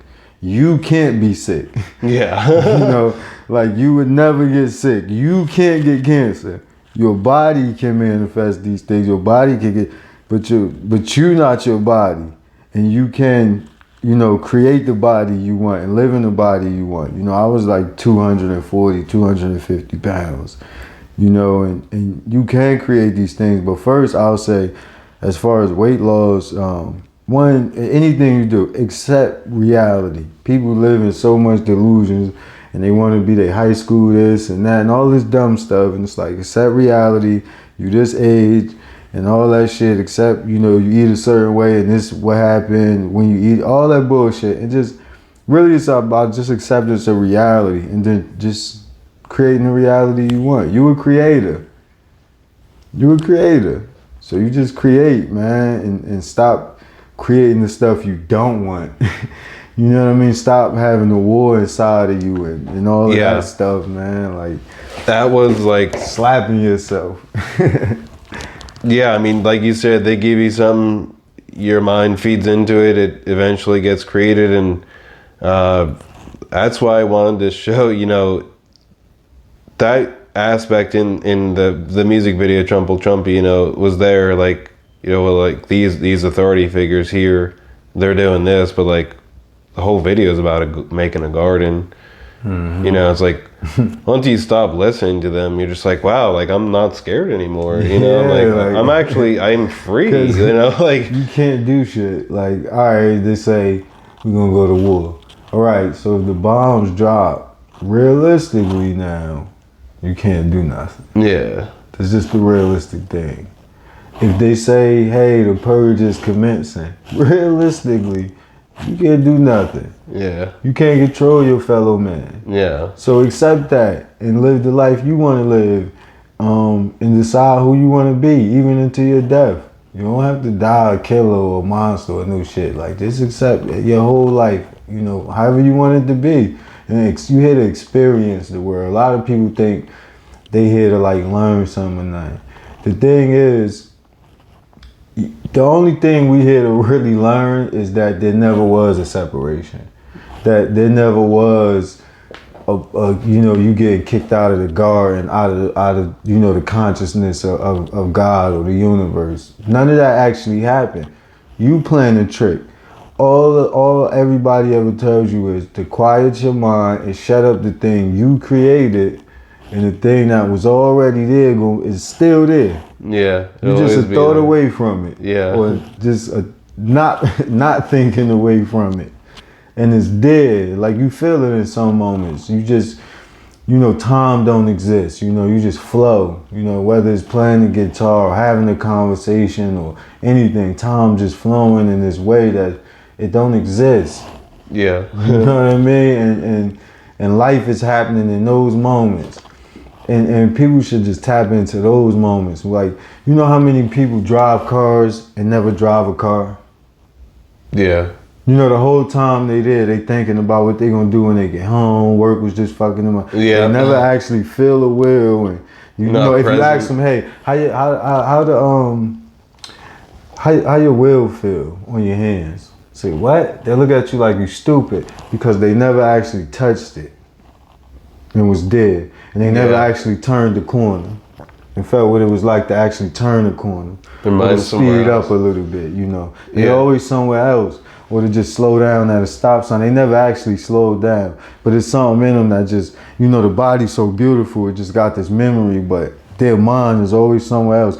Good thing that thing is there that we're talking about, because that thing is driving and gonna keep you safe. Yeah. You know? Good thing he's always there. But here you go thinking about what you're gonna do when you get home and this and that, because you want to control that. Because if it's not a certain way, then you feel this way and that. Instead of accepting it, you know, there's no need to go home and stop in your driveway for 5 minutes because you go all this. This is your reality, so you're going there with 5 kids. Yeah. And you just know that this the reality. You accept what kids are, and they're growing and all of that, but people don't accept their reality. They always want past their reality. Yep. You know, they always want to control it. They think it's supposed to be a certain way, and it's like, you don't know what life is. Yeah. None of us do. No. That's the truth. Like, that's why they say those that know don't talk, those that talk don't know, because nobody can really tell you what consciousness is or what any of this is. Nobody, they just can tell you it exists, but nobody can tell you what life actually is, because it is. Yeah. It just is. We don't know. Like, you know, all the things that happen got us here. You know, got us to the point where we can be at this level of consciousness. Everything that's happened. Fear was originally just a tool for you to know, like, all right, something dangerous might be around. But we took that and married that with memory. You know, and now we fear the past. So now we keep trying to just, in moments, just, we never live it because we trying to recreate and avoid the past and all this shit. And we can just let all that go, man. Like, and We so beautiful, man. Like, humanity's so beautiful. You see this body you got, I man. know. Like, the body you got is so beautiful, man. This shit is so great to see. Like, this is God. That's God. But people refuse to believe that God could be so simple and so humongous at the same time. So this is why the teacher said, God is as small as a mustard seed, but it's as huge as the universe and beyond. It is. Because all of it is God and this body that you didn't have nothing to do with. Imagine if you had to beat your own heart. You'll be dead because you forget. You'll be thinking about something else. Right? Imagine if you had to breathe. Imagine if your body didn't just do it. Oh my God. Yeah, you wouldn't be here. You'd be out of here, man. This system. Imagine if you had to say, man, I got to go in the house and digest this food. Yeah. You know, like, it wouldn't work, but this thing is so automatic. And all you have to do is let it be, and it's gonna be exactly what it is, man. You don't have to do nothing. But people want bigger butts, and they want bigger breasts, and they don't want the equipment they have, and all of this stuff, and it don't work. It's going against your nature. It don't feel good because your nature is this. It's gonna manifest how it is, man. No matter what. Yeah. You know, like, people you just let all that go, man. Just let life be life. And you don't hold on to thoughts or nothing. Even when you have your crazy thoughts, it's cool. You can walk through your crazy thoughts. Yeah. You know what I mean? All the way to the end. Because you know they just thoughts. It's not real. So you even walk, your most bizarre thoughts, man. It's not a sin. It's not, nobody's counting these things against you. You walk them all through, but you marry them on reality. You know if you do that shit, you go to jail. Somebody, all that stuff. You keep it, and then eventually you get to a point where those thoughts come and you just laugh, like, man, right? That's funny, man, because you know you don't operate like that. That's not who you are. But they come just because, you know, like you said, the world, man, is there. So it comes from the movies and the music and all this stuff, and people coming to you and you know, the Matrix. That's what part of the Matrix metaphor was, to say, you saw how everybody, you could just be talking to somebody that turned into an agent. Yeah. That's how reality is. You sit here and have a deep conversation with somebody, and they'll say, "Hey, yo, you seen this?" They pull you back into the Matrix. They just turned into an agent. Yeah, like, They just pulled you back into the Matrix. Yeah. You know, so little things like that, and staying consistent. You say, "Oh no, man, I ain't into that, man." Eventually, you don't have to cut people off and pick people. That's not your job. You don't choose people. Your job ain't to choose nobody. Who are you? Life do that for you, because certain people stop coming around, because then they know, well, ain't none of that. I don't know where we gonna align that, you know. And then other people see you and they've been waiting to meet somebody like you, and they're like, "Oh shit. Damn, let's see, remind me of me, hold up." And somehow you meet and these things just happen. But it's not on you. You don't have to do these things. People try to force life. People try to force their growth. You don't have to force your growth. You just let it be natural. It's going to happen. You know, you don't have to go vegan. You know, if your path is to be a vegetarian, eventually your appetite for meat just goes. Like, you start to just... you know, your conscious mind kicks in and you start to look at beef and you realize this ain't fucking beef. This ain't steak. This is a cow. This is life. This is somebody's dad or mom. Yeah. This is part of fucking, this is the earth. Like, this is something that lived. And then if this is your path, one day you be somewhere and a cow looks at you and you see life and you like, I can't fucking eat life. That's not eating life. I can't do that. Yeah. And these little things happen. And then you see the chicken, and then you know, we so used to eating our seafood a certain way. Like, fish have eyes, you know, like, and shrimp have legs, like, but we don't get them in that way a lot of times. But no, this is life. These things exist, and they have their own ways of being, and we forget these. So we don't have to force our growth. These things just happen. Your conscious mind starts to just develop and develop. You know? Yeah, it does. I always say, you know, just eat what you want to eat. Eat what works for your body. Me personally, I don't think fast food's all that healthy, but you know, again, it's kind of coming all down to your mindset, your belief of what it's doing to your body. Truthfully, I mean, I'm pretty sure you met people who eat like shit, don't gain weight. Yeah. Don't never eat real food, and they seem healthy as hell because that's their belief. Yeah, I mean, I think Ramana Maharishi at one point, like, he would sun gaze and, his pineal gland would like secrete some kind of mana, and he would basically consume that for energy. And, you eat the sun. Just like, like we, no wonder people worship the sun. It gives all life energy, and but again, there's something observing that, and.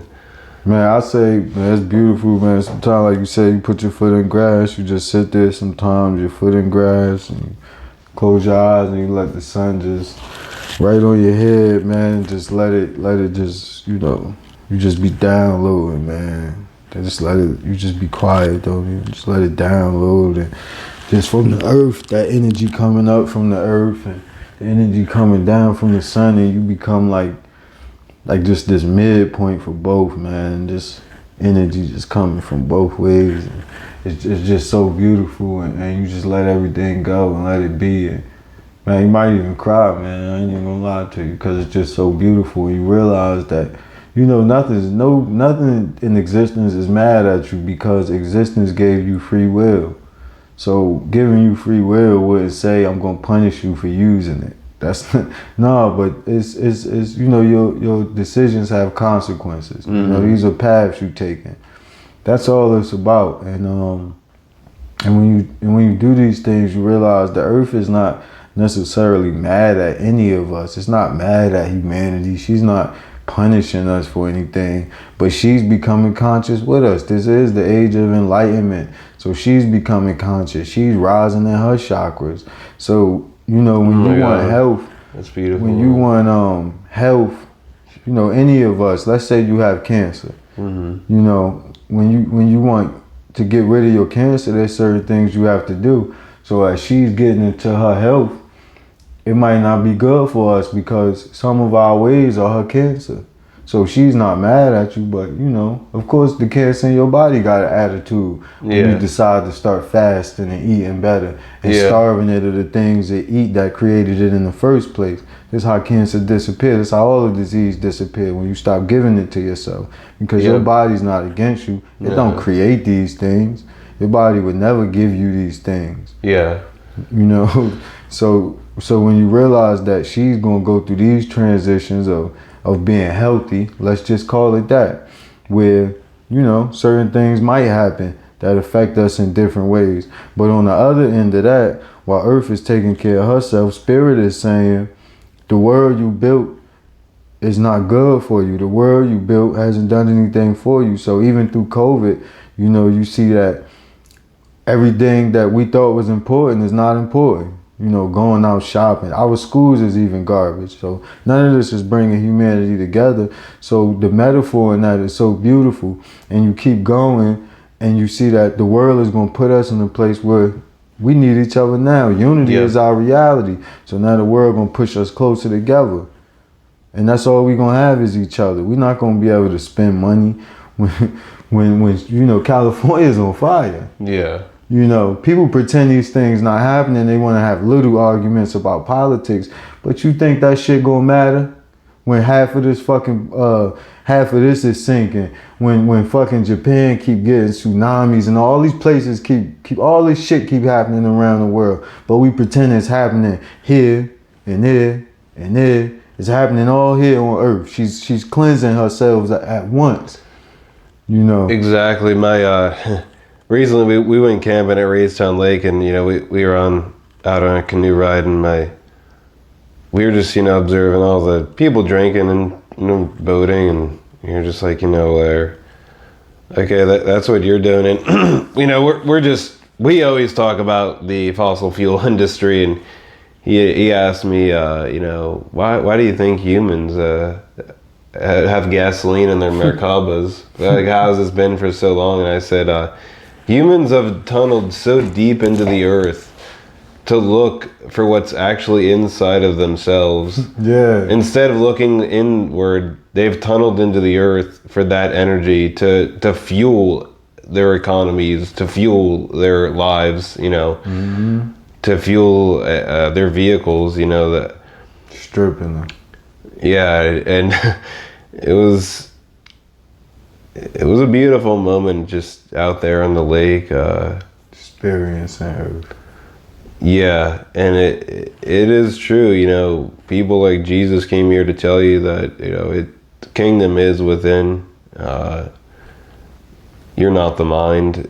Jesus never wanted to create a religion, I don't think. Hell no. You know, like you said, people started to idolize him instead of living his teachings, and they thought by idolizing him they could get into heaven or whatever, you know.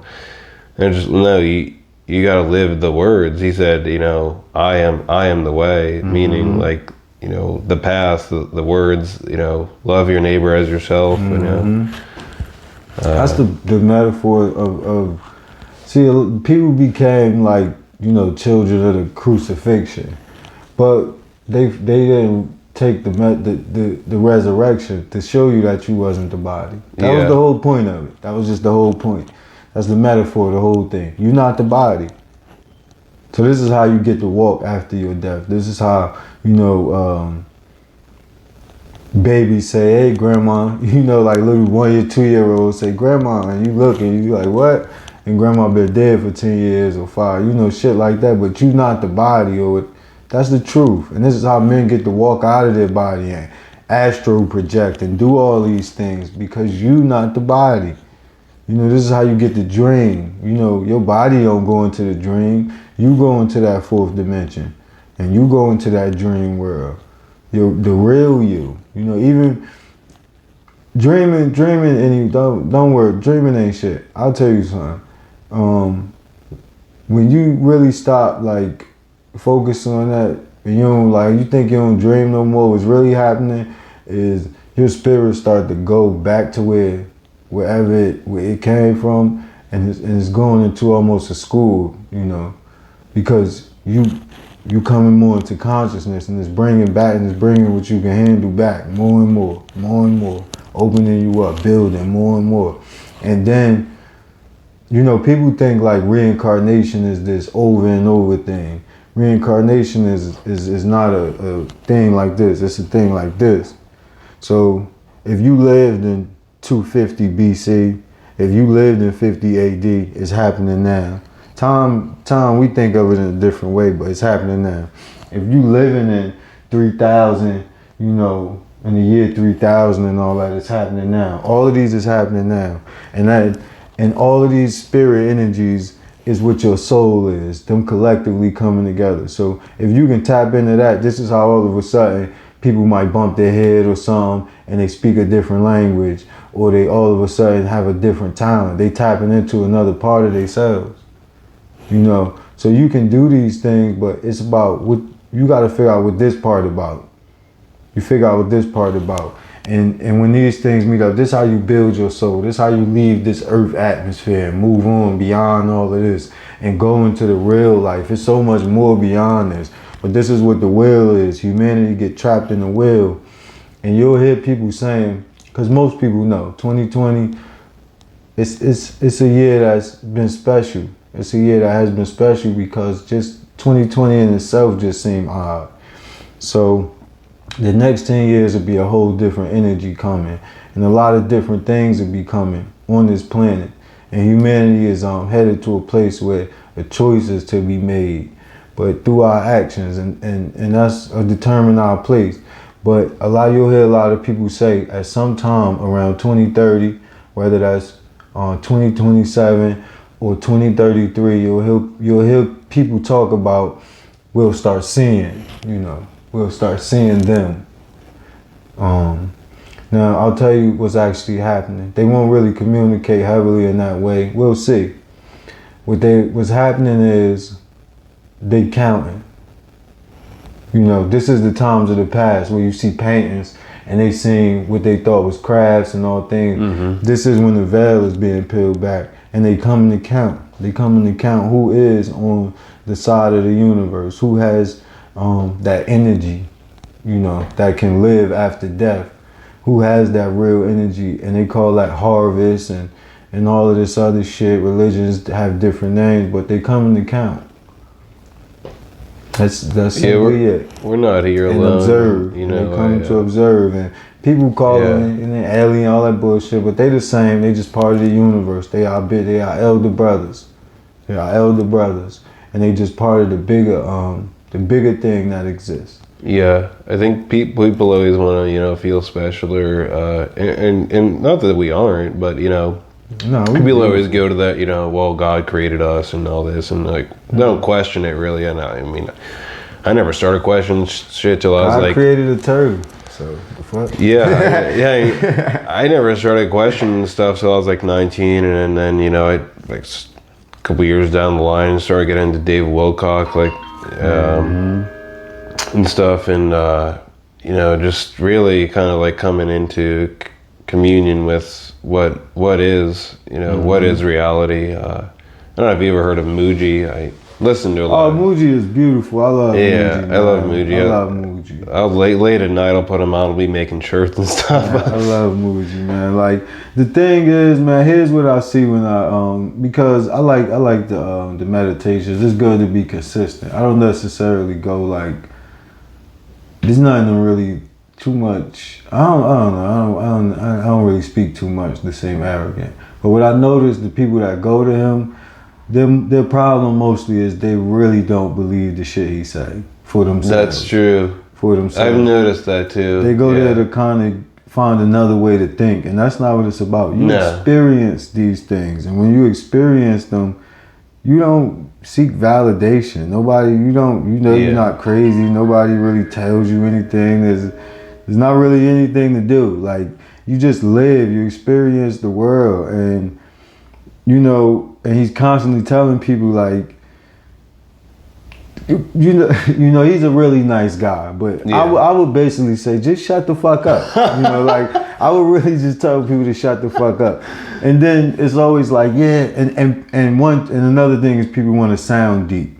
Fuck sounding deep. Be yourself. You are that. God is not, you think that people honestly think shit like this. You gonna get to heaven or whatever the fuck you think going on, and somebody's gonna say, hey, but you cursed 1,200,000 all this. Like, nobody gives a fuck about you cursing, bro. Like, that's a fucking human thing. That's a matter of if you in this room or that room. That's it. Nobody give a fuck about all that.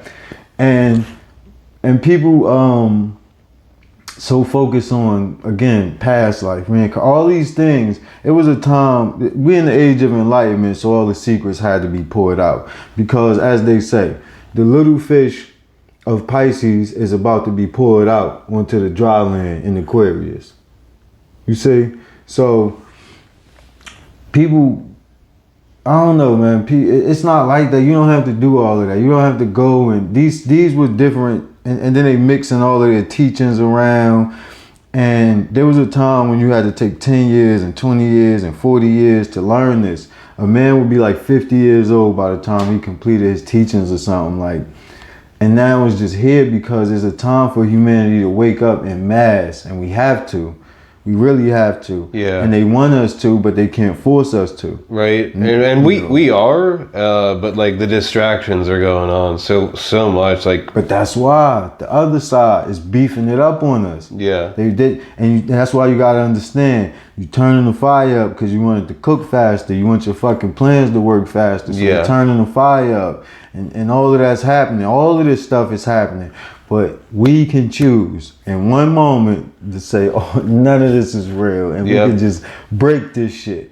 And what we will see will be the most magnificent shit ever. The whole of humanity. It would only even take less than 50%, maybe 40% of us to choose in one moment. 40% of humanity to choose. Because a large part of humanity is fucking dumb. They really dumb. They really hit, not to even be crazy, but just think about how many people just here for no reason. How many people was just born and nobody taught them, nobody gave them anything, nothing, like, and they don't want nothing, and they at a point where they can't be saved. Don't cast your pearls amongst swine. some of these people will attack you. A lot of people in darkness, when that light come, you know, you wake up in the morning, it's dark, or it's like 4 in the morning, somebody just turn the light on, you pissed off. Yeah. That's that thing. You can't do that with everybody, you know. That's such a good point. Yeah, so you can't do that. So sometimes you just pay attention to the world and see, man, you don't have this type of conversation with somebody sitting in front of a liquor store. Yeah. You know, and so a large part ain't really there. But then there's a part that know this stuff and hide it, a part that want this stuff, can't get it. So when you get it, you just give it. You just give it freely. And I see the problem with people is they get a little bit and then they charge you for it. Yeah. They're not nowhere. To be liberated in truth is to not continue to have a dumb conversation about your black history. Because black history started in America. Yeah. Because black history was created. Black was created. Yeah. Because all this shit was created. To not keep focusing on just all these little things, because these little things don't matter. How do you know it don't matter? Because it hasn't gotten anybody anywhere. It's the simple thing to look at. Liberation means you don't identify. It means you stop identifying. Because when you look at a baby, you don't see all that world shit in the baby. Yeah. You don't look at that and see Republicans and Democrats and you Iranian, all this dumb. You don't look at this and see any of that shit. You look at this and see life. And why don't you look at that and see life? Yeah. Why don't, 3 minutes and that beauty look like 30 years later? Why can't you see that same thing, And see the baby only cry when he hungry or some shit or need his pamper change. That's mostly when people cry, They got an appetite for some shit. Yeah. They need to be cleansed. That's when people really be crying out. And you notice these shits. Oh, and you go to people like Muji, man, you sit there and you remember he's talking about you, not to you. He's talking about you. Yeah. Not just to you. He's not just having this conversation with you. He's saying that this is you. He's saying, look, you here because you wanted to see yourself. I am you. So whatever you think I am, that's you. That's why you here. That's it. But people go there and they try to get validated and they want to, I don't know, it's a weird thing. And it's not something you need. You don't got to, he even tell you, like, it's senseless. You don't got to fly to India for this. You don't got to fly nowhere for this. I feel like personally, I feel like he does it for the live stream, just so other people can from your living room. From your living room, man. You don't have to be secluded. Yeah, like, I mean, without certain teachings, I wouldn't be, where I am today. Even like, even the Catholic teachings, I feel like Jesus' words have been construed over time, but people have the misconceptions about, how they should act, toward poor people or like, whatever it is. And it's just like, are you living the words? Like, Nah. Nobody is. That's why we still in this shit. Yeah. That's why it's still shit. Like, it's really bad. Like, it's bad, but it's not bad. It's beautiful because at the end of the day, like, we just said, man, the stuff that's happening now, it leads somewhere, man. We don't know where it's going to lead. And hopefully it leads to this place of beauty where we really can see, or at least the people of the world can let us go. The people of the world can let the rest of us who don't want to be a part of it go. I would be well with that. But the thing is, we can't separate. Let us go as far as, let us live a life we want to live. Don't force us into all this shit. They're trying to force a lot of stuff on us. You can't we'll lead the world without leaving the world. That's the new man. We'll marry all of our ideas with nature. That's the new man. And that's where we need to go. Until then, man, we'll just keep creating shit that don't work. Like, we create our world, and then when it manifests, we don't want it. We realize it's shit. We just realize that's what happened in fame. That's what happened with fame. People want to be so famous and they miss parenthood. And they miss parents' deaths, and they miss family members growing up, all types of shit for these things. And then they get it, and they become depressed because they at the top and they alone, and all the people around them is, shit ain't real right. And then now they drinking heavily or doing drugs, trying to escape their world that they built. They want to escape their world that they built. That's the whole thing. People build them. They build their kingdoms here. That's why he told you don't build your kingdom here, because in death you're gonna even cling to it. That's desire. You know, that's the point about desire. Desire wasn't about not tasting the world. God want to taste the world. You God. God is in you. God want to taste the world, not in a perverse way, but and each of us have different certain little, you know, even appetites, but nothing we should cling to, you know. And God want to taste the world, and we can taste the world without, you know, having to fucking go food shopping for it every day to say, I need this, and I need this, and they gotta see me eating. No. It's about just grabbing that and bringing something back to God, you know, building in your essence. And when you go back, God take that. So this is why he say, come as you are, because people don't understand that you come as you are because God has been you. Because there have been men who've been liberated, that have been warriors, that have been, you know, false men, you know, of worship, and kings and all that, who have been liberated in their lifetime. There have been prostitutes who have been liberated even in the times of the teacher. So a prostitute can go to God because God knows what it's like to be a prostitute. You know, a drug addict can go there because drug addicts have been liberated. Alcoholics, racists, they have been liberated. You can go to God for that because God understands. God knows that path because his children have come home from that path. They've told him all about it. You know? So people think that they have to live outside of God when they live in, you know, filth. But God knows filth because it's all existing in God, in God's world. So he knows filth. He knows it all. That's what the yin yang is. People see that yin yang and they see separation. But then you understand that that's one circle. And all that's happening in that one circle. And then eventually you learn that you can erase the lines. And then you see that it's just the one circle and there is no this or that. And then you even erase the circle and realize that nothing was even separating you from all that is. None of that was real.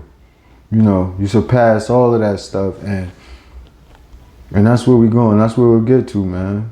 But let's tell them where we could see you at, man. Where we could get your music at, where we can, you know. Yeah, you can easiest way to get to my music is going to my website, johnpeacefire.com.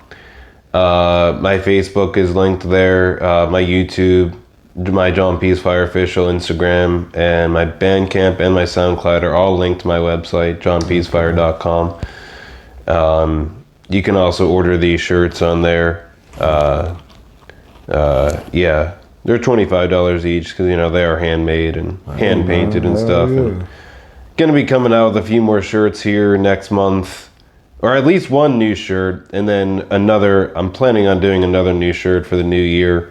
So just to have some variety. Probably going to be looking into maybe printing them on some other things, you know, just to have some other merch. And that will eventually all be linked to my website as well. So yeah, I'm pretty excited, you know, like I said, just gonna be working with Jen on monthly juice shows, helping to promote the local music scene. Yeah.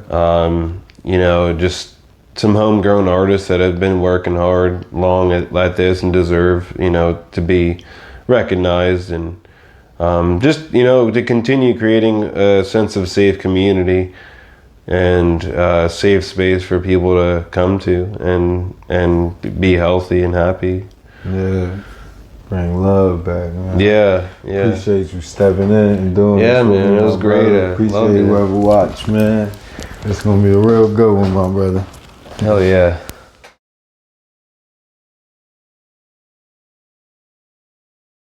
It's just different. They must have thought I was playing this shit. Like I wasn't playing in this shit. Fuck with the Pope.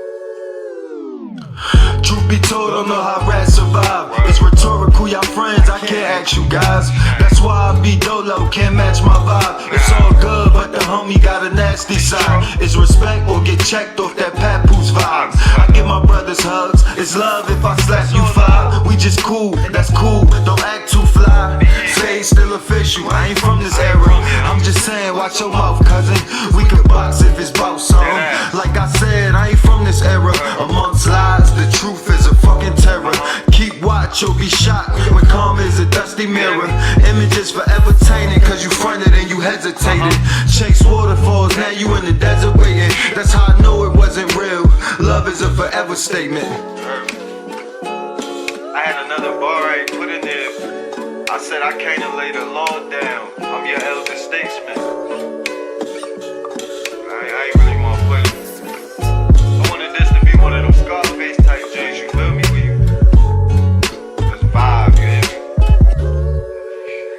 me? Let me like my shit. Ladies love cool tone, they don't like new tone. They don't like true tone, they like roof tone. Doggy style, huge bone. Cab call before I nut, finna send your boo home. Trifling ass, I don't like his ass. Erase his number one, fight his ass. They bang my line like I forgot my mask. Goofy shit, cause I'm the dude you miss. Admit my dick the truth, to get a truth a kiss. Attitude was ludicrous.